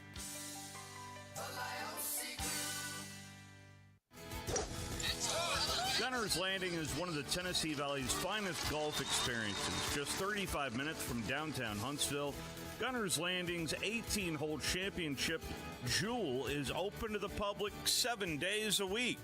Located in the foothills of the Appalachian Mountains, Gunner's Landing offers you a golf experience like no other. With beautiful Lake Gunnersville views throughout the round, Gunner's Landing is golf the way nature intended.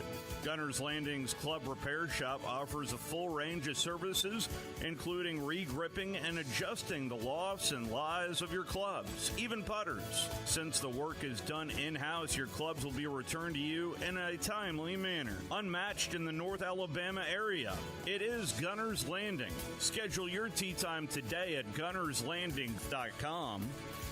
That's gunnerslanding.com. The state's largest orthopedic group is growing to meet the needs of the patients in our community. The Orthopedic Center has long been the most trusted name in orthopedics in North Alabama. So as our area continues on the fast track, so does the need for premier orthopedic care anywhere and anytime you need it. TOC is proud to announce the opening of our new locations in Albertville and Hampton Cove, along with the grand opening of our newest office in Decatur. These clinics will offer the same high-quality orthopedic care you have come to associate with TOC, with the convenience of being closer to home. As a patient, your time is your most precious asset, and we recognize that at TOC. That's why we are also proud to announce the opening of our urgent ortho clinics to handle those bumps and bruises that need prompt attention. These clinics are available to care for acute orthopedic injuries with no appointment necessary. With 38 physicians, 20 centers of excellence, and now more than a dozen locations to serve you, TOC will continue to be the name you turn to for the best orthopedic care at the right time. Visit our website at visittoc.com for more information. TOC, helping you live a better life. Specializing in simple and affordable rentals, McCurry Van and Car Rental can make sure you have just the right vehicle for your next family vacation, weekend getaway, or if you just need transportation while your vehicle is being repaired. McCurry carries Ford Transit vans and Mercedes Sprinter vans, trucks and work vans, and more. And they offer discounted rental rates for long-term rentals. Now with 4 locations: Athens, Muscle Shoals, Coleman, and Huntsville. Log on McCurryRentals.com to make your reservation now. That's McCurryRentals.com. If hunting and outdoor recreation are your passions, it all starts with the right property. That's where I come in. I am Bo Butler with Southland Realty and Auction, a hunting and recreational land specialist and a Jackson County native who sees land through a hunter's eyes. Just as you trust your guide on a big game hunt, you can trust me to find the perfect property for you. Thinking of selling? Let me help you make your land attract buyers. Remember, Bo knows land. Call me at 256-609-0512. Hello, listeners. My name is Jonathan Dunwoody, and I own Minuteman Press. We are a full-service print shop that is locally owned and operated. I have personally been handling direct mail for over 17 years and have a great relationship with the USPS. We are the only print shop in the area that is listed as a print provider on their website and the only printing franchise that can use their logo as our partner on marketing materials. We can help from conception to design, print, and delivery to the post office. And with our easy, secure online payment option, you don't even need to leave your office. Minuteman Press, we're not just putting ink on paper, we're building relationships. Have you ever turned your back on God? Have you ever absolutely known the right thing to do and just turned around and walked away in disobedience? I know that I have. Aren't we thankful for our great and merciful God who loves us and forgives us and remembers our sin no more? I'm so thankful that His mercies are fresh every day. I need that, and I suspect you do too. Hey, I'm John Dees, pastor of Cross Point Church, and if you're looking for a church home, come see us. We're smack dab across the street from the YMCA in Madison, and check us out at cpcfamily.org.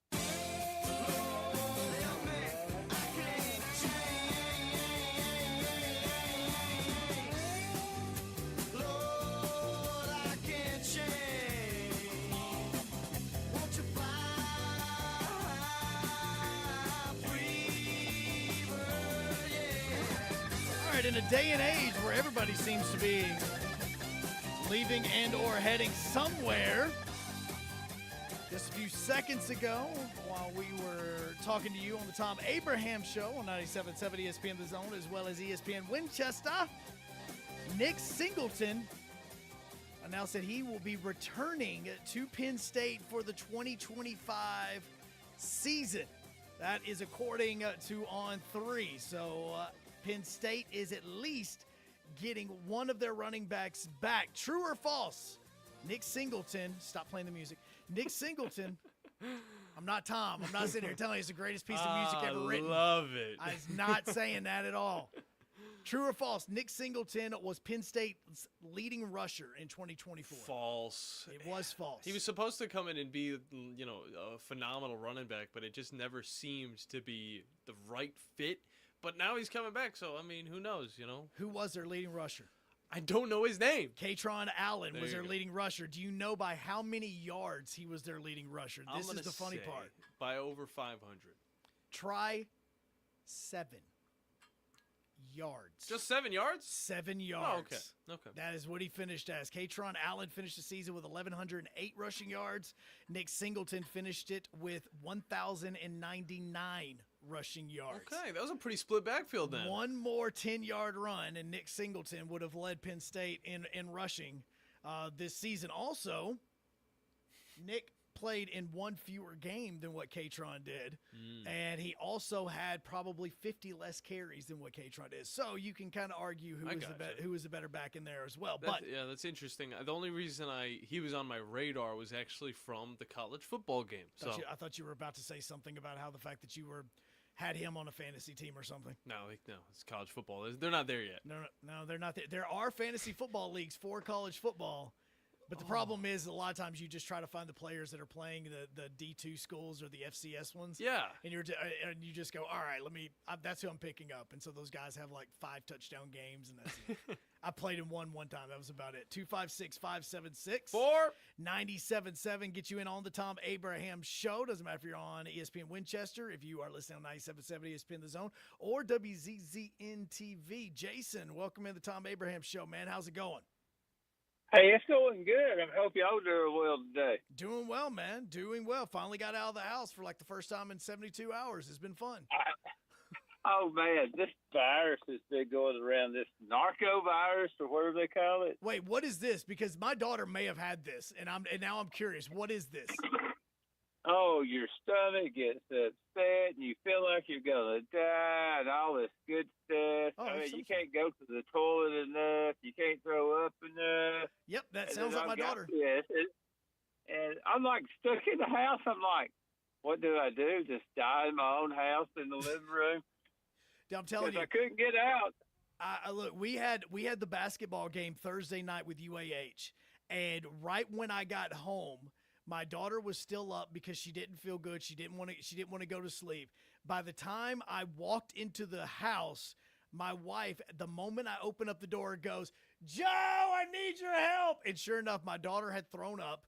And so we stayed up all night long with her, getting sick and or diarrhea at the same time. Again, she's 21 months, so she's not going to hear this and or know that I'm talking about her poop. But at the same time, we had that going on. And then we were up until about 3 a.m. just to try to finally get her to sleep. And that's when we finally went to sleep ourselves. So that may be what she has, because her weekend has not been that fun, and she's thrown up a lot. Your wife or yourself will be very lucky if you don't catch it. Oh, that's not fun. Thank you. I appreciate that. Yeah. Oh, it's just a day and a half of hell, but you'll get over it. You're a big boy. Oh, that's good. Yeah, it's just a day and a half. Yeah, you'll survive. You won't think you will. About 12 hours before you get rid of it. That's the worst of it, but you'll be all right. Oh, okay. It sounds fun, man. I appreciate you with all this good news today. What else is happening?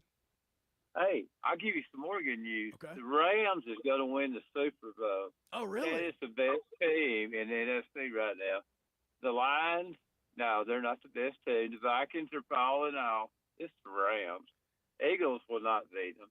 Jalen Hurts, he's going down right now. It's the Rams. All right, so tell me about the Rams. Why do you say the Rams? Because they play tonight against the Vikings. So that's the reason why I'm asking. Okay, I'll tell you.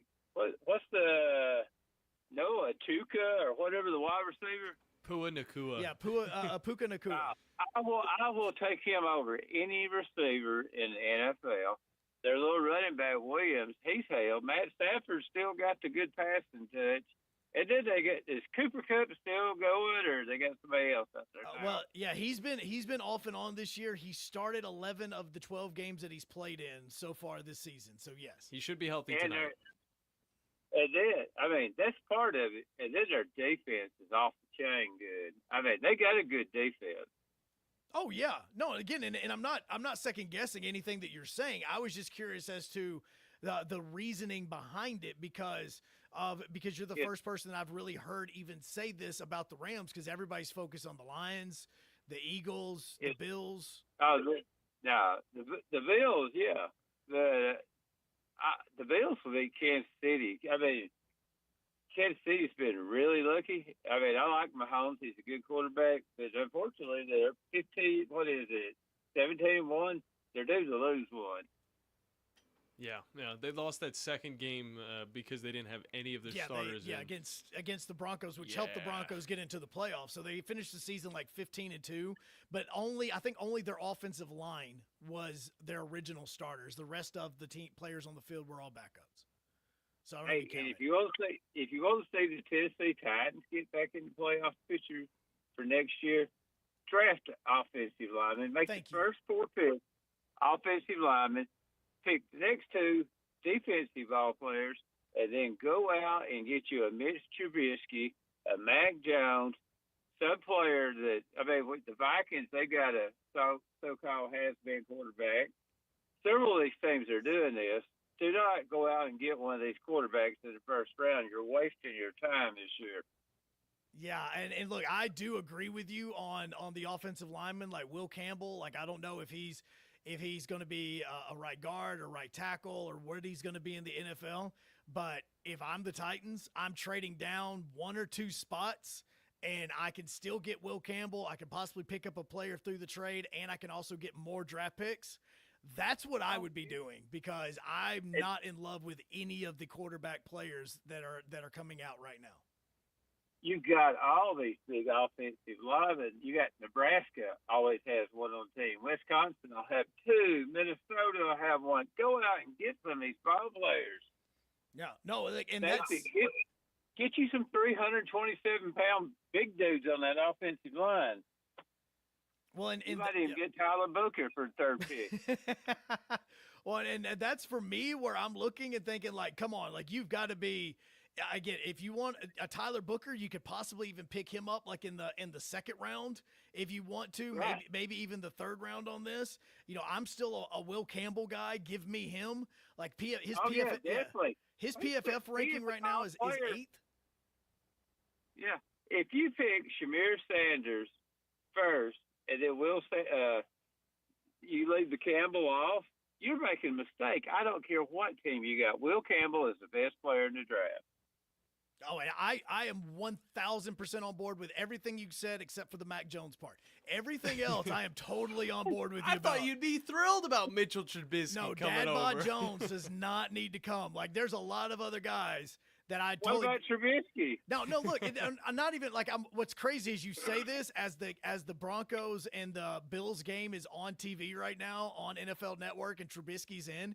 Like, I would be okay with Sam Darnold. I would be okay with him at least coming in. See, I'm still under the belief that Will Levis can be a good quarterback. I just want to see him behind a good offensive line. Like, again, we talked about how, quote-unquote, washed up Derrick Henry is, and then that man just went off for 200 yards in the playoffs behind a good offensive line. Yeah, Derrick Henry made the Titans look like crack smokers. I mean, it wasn't hard to do, but yes, you're right. Like, that's why I say this is like, you know, the skill position players that the Titans have are good. They just need a better offensive line to do it. And if you can get somebody like Will Campbell at the, you know, top 2 or 3 picks, if you trade backwards a couple of players, because you know that New England doesn't need a quarterback. So you don't have to worry about, you know, somebody, they may pick up an offensive lineman, maybe, but at the same time, I go for Will Campbell. I put him in at right tackle. I try to sign a right guard, and now you have 4 of the 5 starting positions on your offensive line secure enough, because J.C. Latham did a great job as a rookie last year. Skaronski did a great job. Yeah, Skaronski did a great job in his 2nd year at left guard. You have Cushenberry as your center, and he comes back after being injured. Now you just need to secure the right side, and you already had Tony Pollard that had 1,000 yards rushing, and you had Calvin Ridley have 1,000 yards receiving. You have it. You just got to be able to give your quarterback enough time where he's not running for his life. Yeah, you hit it right on the head. You now got Calvin Ridley. He's probably a top 15 wide receiver in the NFL. If you can get a quarterback that has time to pitch it to, there's no telling what you can do on offense. Absolutely. So, no, I totally agree with what you need to do if you are the Titans and you have that number 1 overall pick.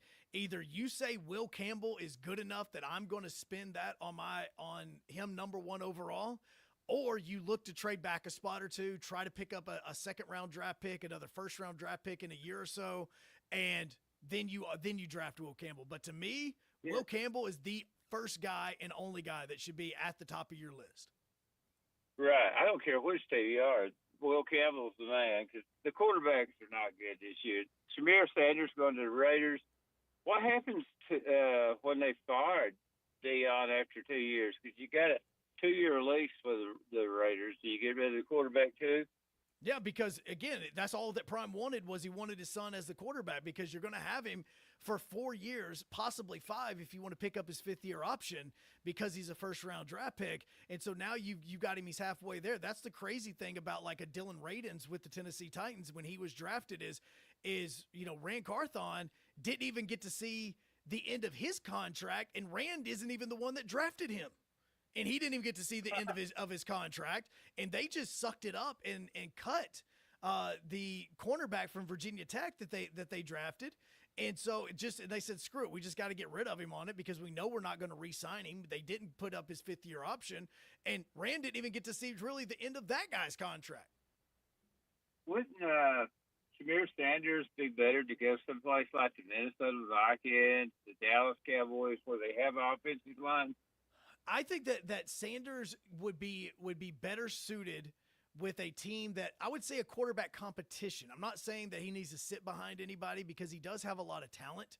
I think that I wouldn't put him with a Jets type team where they need a quarterback. I wouldn't put him with like New England where they already have a quarterback. I could really see him fitting well with like a Cardinals team that is most likely going to move on from a Kyler Murray. You put him with Marvin Harrison Jr., and that's a good combination there. I could see him with some of those type of teams that you could go with. I could even potentially see him with a Seattle Seahawks type team where they're not 100% on Geno Smith. That'd be perfect right there because Geno's only got so much left in the gas tank. Yeah, and look, and Geno's one of these guys where he's kind of like head coaches at Auburn. You always want to get rid of him, but you never have another guy that can take the place because you don't have that good of a quarterback room. You disrespecting my boy Geno, man. But you're always looking for the guy behind him. Like that's what you're always looking at. Like Auburn's always looking to fire their head coach, and they're always trying to find somebody else, and you're always trying to figure out how you can get rid of this guy. But for some reason, he just keeps doing good enough that you can't do it, so you wait for that opportunity.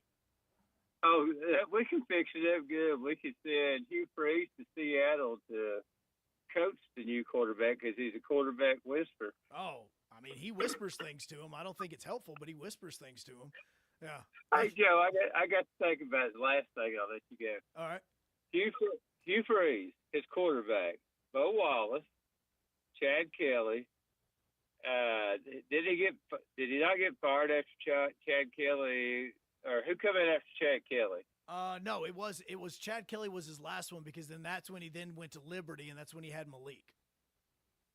When he goes to Liberty, he got Malik. Mm-hmm. When he goes to Auburn, he gets Gunnar Thorne. What do all 4 of those quarterbacks have in common? They're horrible now? No, they're all transfer quarterbacks. That You can't take a freshman and coach him up. That's why all your freshmen and sophomore quarterbacks are gone. He's wanting a pre-prepared quarterback to come in to run his offense because he cannot train one to take the helms as a end of the year freshman or beginning sophomore. He don't have that capability. No, absolutely. No. I 1,000% agree with you on that, Jason. We appreciate that phone call, man, because he cannot develop a quarterback. He has never developed a quarterback. He has taken a quarterback that has been ostracized from a different team and brought him on and let him do his thing in there. Again, there's no reason that Peyton Thorne in 2024 should be the same quarterback that we saw in 2023. There was no growth. Yeah. I think the most interesting thing that Jason threw at us was about the Rams being the best team in the NFC. And I will agree with him. They've got some talent on offense. The one concern is on defense, and I think that there's a guy on the phone lines that we should probably get to whenever we come back. I have a feeling I know where this is going. That's going to have a different say-so on who's the best team in the NFC. I can only imagine that we have a massive Buffalo Bills fan on hold, even though they're not in the NFC, that wants to argue this. We may have some guy like Philly Mike that I'm assuming is an Eagles fan that we may be talking to when we come back. But phone lines are open to you, 256-576-4977. We wrap up the Thom Abraham Show on this Monday when we come back on 97.7 ESPN The Zone, ESPN Winchester, and WSEZN-TV. You're listening to the Thom Abraham Show with Joe Hunk on 97.7 ESPN The Zone. This is Brent Musburger's VSiN Action Update on 97.7 ESPN The Zone. For a limited time, GBank is offering a $250 bonus when you open a GBank Visa signature card. Apply today at vsin.com/GBank. Little over a month away from the Daytona 500, the Great American Race coming up February the 16th. Kyle Busch and Brad Keselowski, 12-1 co-favorites. Ryan Blaney is 13-1. Auburn hosting Mississippi State tomorrow in SEC basketball. The Tigers are plus 650 to second choice to win the NCAA title behind the Duke Blue Devils at plus 550. And the Tigers are the favorite to win the SEC regular season crown at plus 175. Auburn and Mississippi State tomorrow. Alabama 3-1 to win the SEC regular season title, hosting the Ole Miss Rebels tomorrow at the Coleman Coliseum. For more, go to VSIN.com. Mike Sennett, 97.7 ESPN The Zone. It's laundry season at Owen Home Appliance Center. Tired of that washer walking out the door and having to dry a load 2 or 3 times? It's time for a new washer and dryer. Pick from brands like Maytag, GE, Whirlpool, Electrolux, and of course, Speed Queen. Try the new 2-in-1 GE Profile that washes and dries a load all in one machine. Visit the interactive location in Lacey Springs where you can try the washers and dryers before you buy them. Owen Home Appliance Center. Quality products, quality pricing, quality service. It's in the name, Owen Home Appliance Center. Eagle Masonry and Installation. It's right there in the name. Eagle is your one-stop shop for block, stone, or brickwork, monument signs, and outdoor kitchens and fireplaces. Eagle also offers the finest craftsmanship and insulation, including fiberglass or spray foam insulation, and of course, insulation removal. Philip Love and his team have years of experience, bringing the region the best in masonry and insulation services. For more information and a quote, visit insulatewitheagle.com or call 256-755-1556. Eagle saves you time. Eagle saves you money. It's time to get your family into boating. The Huntsville Boat Show is back January 16th through the 19th at VBC. Shop, compare, and save thousands on your family's dream boat. Hundreds of new boats to purchase on site. Shop pontoons, wake surf boats, fishing boats, and more. Visit HuntsvilleBoatShow.com. I'm Al Roker, and here's what's happening in your neck of the woods. Americans are boating responsibly. They know that on average, 2 people lose their lives and 9 are injured in recreational boating accidents every day. So they're wearing their life jackets, taking safe boating courses, leaving the alcohol on the dock, and of course, always checking the weather. You can learn more at www.uscgboating.org. The U.S. Coast Guard and I remind you, please boat responsibly. It's time to get your family into boating. The Huntsville Boat Show is back January 16th through the 19th at VBC. Shop, compare, and save thousands on your family's dream boat. Hundreds of new boats to purchase on site. Shop pontoons, wake surf boats, fishing boats, and more. Visit HuntsvilleBoatShow.com. Tom Luganville here for my friends at Woody Anderson Ford. Bobby White and his team take great pride in their service department, and you can see it the moment you walk into those beautiful new service lanes. And just like a championship team, they all work together to make sure your experience is second to none, whether you drive a Ford or not. Also, check out the gold certified pre-owned inventory at Woody Anderson Ford for great deals every day. Stop by and see them at Jordan and Sparkman or at Woody Anderson of Madison on Hughes Road, or visit WoodyAndersonFord.com. Are you tired of power outages disrupting your life? It's time for a Generac standby generator from Current Electrical. Storms may rage outside, but inside your family's powered up. So why choose Current Electrical for your generator needs? 1, we offer a wide range of models to suit every budgeted energy requirement. 2, our project managers handle every step of the process: power, gas, permitting, and inspections. 3, our certified technicians install your generator with precision, ensuring peace of mind. Don't wait for the next blackout. Call 256-880-1880 or visit us online at GenSuperstore.com. The new favorite place for delicious Mexican food is Coralejos Mexican Grill in Huntsville. Check out their reviews on Facebook and you'll see what people are raving about. Enjoy drink specials all day Monday through Thursday, like house margaritas for $3.99 and 12-ounce drafts for $2. Even vegan-friendly entrees on Monday starting at $5. Coralejos Mexican Grill, 1658 Old Monrovia Road in Huntsville. Follow them on Facebook and Instagram to stay updated on their specials. From the Fox 54 Weather Center, I'm meteorologist Emily Owen. Below freezing temperatures continue for this Monday night. Lows will be falling into the lower 20s across the Tennessee Valley. We'll sit under a mostly clear sky. Heading into our Tuesday, expect to see plenty of sunshine. Still going to be chilly heading into the afternoon. High temperatures are expected to warm into the lower 40s. No rain in the forecast until we get to about Friday. I'm Fox 54 meteorologist Emily Owen on your home for ESPN Radio 97.7 ESPN The Zone. This is Steve Moulton from The Drive. Be sure and join us today from 5 to 7 with Wes Neighbors and me. Now back to the Thom Abraham Show on 97.7 ESPN The Zone.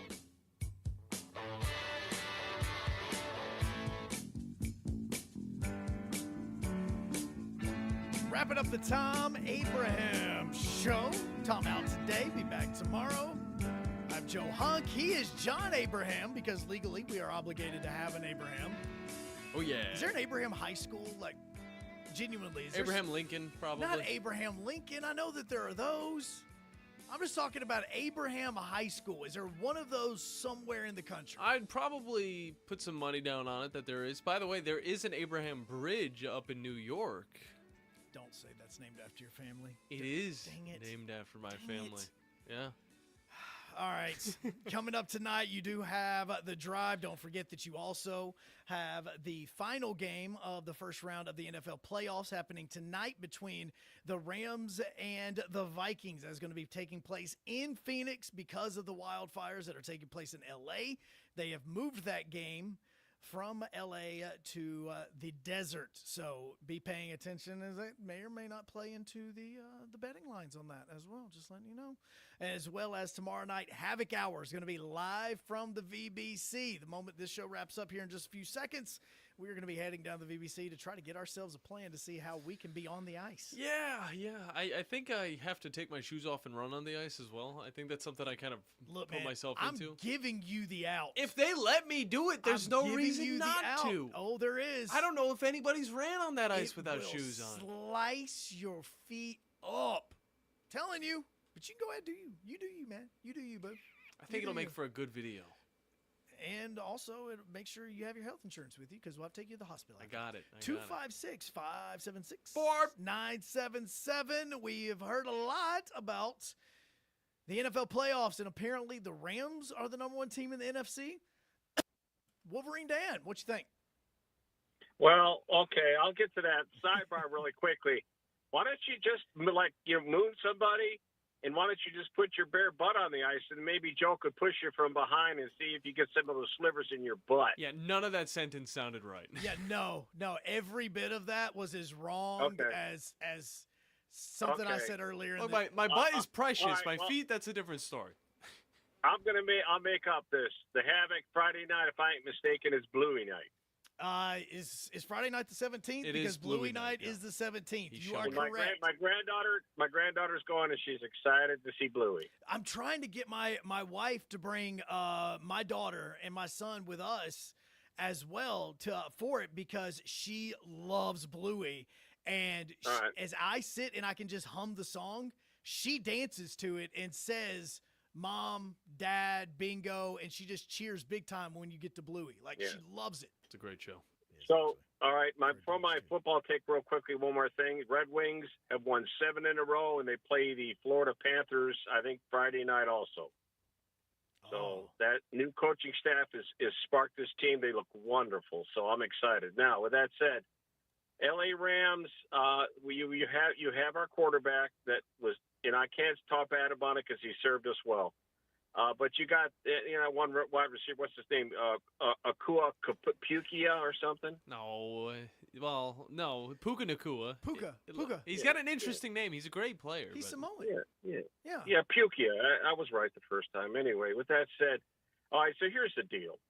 All right, I'm gonna tell you why the Lions are better. Number one, you got to have large guys up front blocking, but you also have to have guys that know how to have really good footwork. And we have several on our offensive line that all been passed to. 2 have scored touchdowns. So we're talking Swool, Deckard, and Skipper. So your offensive line not only has to be big and be road graders, but they have to be very, very nimble on their feet, and we have that. Now, I think we have the best running back duo in the NFL. There's no doubt. Our quarterback we traded for, we got Golf, and look at Golf has done ever since he's got there. He's proven that he is an elite NFL quarterback, not to mention our wide receivers are really good, and our tight end Laporta is a stud. So offensively, and now defensively, we showed last week to a team that was very good offensively. We shut them down, and I think a lot of that has to do with Smith acquisition from Cleveland, because it helped us out on the line. But Avalone coming back, he's playing really well. And Arnold's supposed to be playing too. So that 2-week rest is holds us well. I'm not saying LA's not good. No, they're not. We beat LA this year. It's one of our wins. But the point is this. I think offensively, we hit all the bells and whistles offensively, and we're getting defensive players back.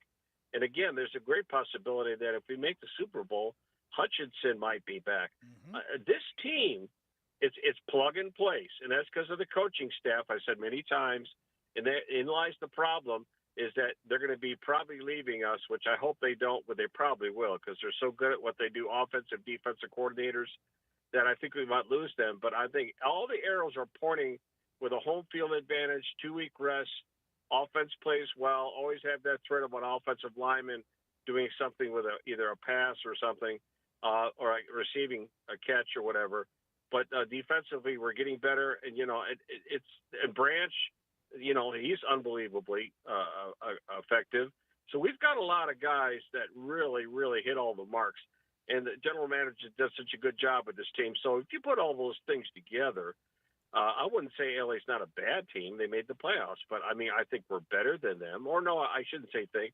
I know we're better than them. And this matchup, and I'm going to ask you a question. I'm going to hang up, but this matchup coming up this Saturday night at 7 o'clock our time, how do you like the matchup? What do you see? I know a mobile quarterback was difficult for us because we lost to Buffalo with Allen, but we also kept up with that team offensively as far as scoring points and everything. So if we can have any decent type of defense, which we did against Minnesota, if we can do that and replicate it, I think we should have a pretty easy time with Washington and quite possibly getting to the NFC Championship game and possibly winning that and getting onto the Super Bowl. I want to get your opinion on the matchup. Tell me what you think. Yeah, and thanks for that, Wolverine Dan. Look, the part with the Commanders, the thing that always makes me nervous in the division round games is that the team that has been on the bye comes out slow. That's the only worry. And I say it because obviously working with a team that in their one time of being the number 1 seed, they came out slow, and that's exactly what happened. And so that's the part I always look at with this. But with the Lions, again, everything in the Lions and with this Lions team says that they are almost the best team in the I know, NFC. you're still thinking about it. Well, no, the only reason I say almost is because I still look at the Eagles and I still put those two teams as your number one and number 1A. Yeah. Statistically, if both of those teams win this weekend, then they're going to be playing in Detroit. It's going to be Eagles. It's going to be Lions. It's going to be for the conference championship. And so obviously you hand it to the Lions. It'd be a great game too. The biggest part about this is that I'm continuing to look at the turnover side of this. And that is where I get really kind of nervous with the turnover side. That's the only thing I can think of. Yeah. Because Goff still has I want to say, 12 interceptions that he's thrown this year. You cannot do that in the playoffs. You can't. If you don't make any mistakes and turn the football over, okay, you are winning the game. The more chances you give it to Jaden Daniels, the less chance you have of winning the game. So in this matchup, I think that the Lions definitely have what it takes to win it. But at the same time, if you're giving Jaden Daniels plenty of opportunities, they will keep it close. Yeah, that's where, to me, if Lions do not turn the football over, they are the better team. That I do say that. And again, with the Bills, I hate that Bills-Ravens is going to be a divisional matchup. That should be your AFC Championship game. We'll get that on Sunday night as well. Tom, be back tomorrow. Paul Feinbaum coming up next. The Drive starts at 5. We will see you tomorrow on the Blitz starting at 9 a.m. This is SportsCenter. I'm Christine Lisi. This just in. Eagles starting linebacker Nakobe Dean is believed to have suffered a serious knee injury in the wild card win over the Packers and is expected to miss the rest of the playoffs. Warren Burks will likely fill in for Dean moving forward.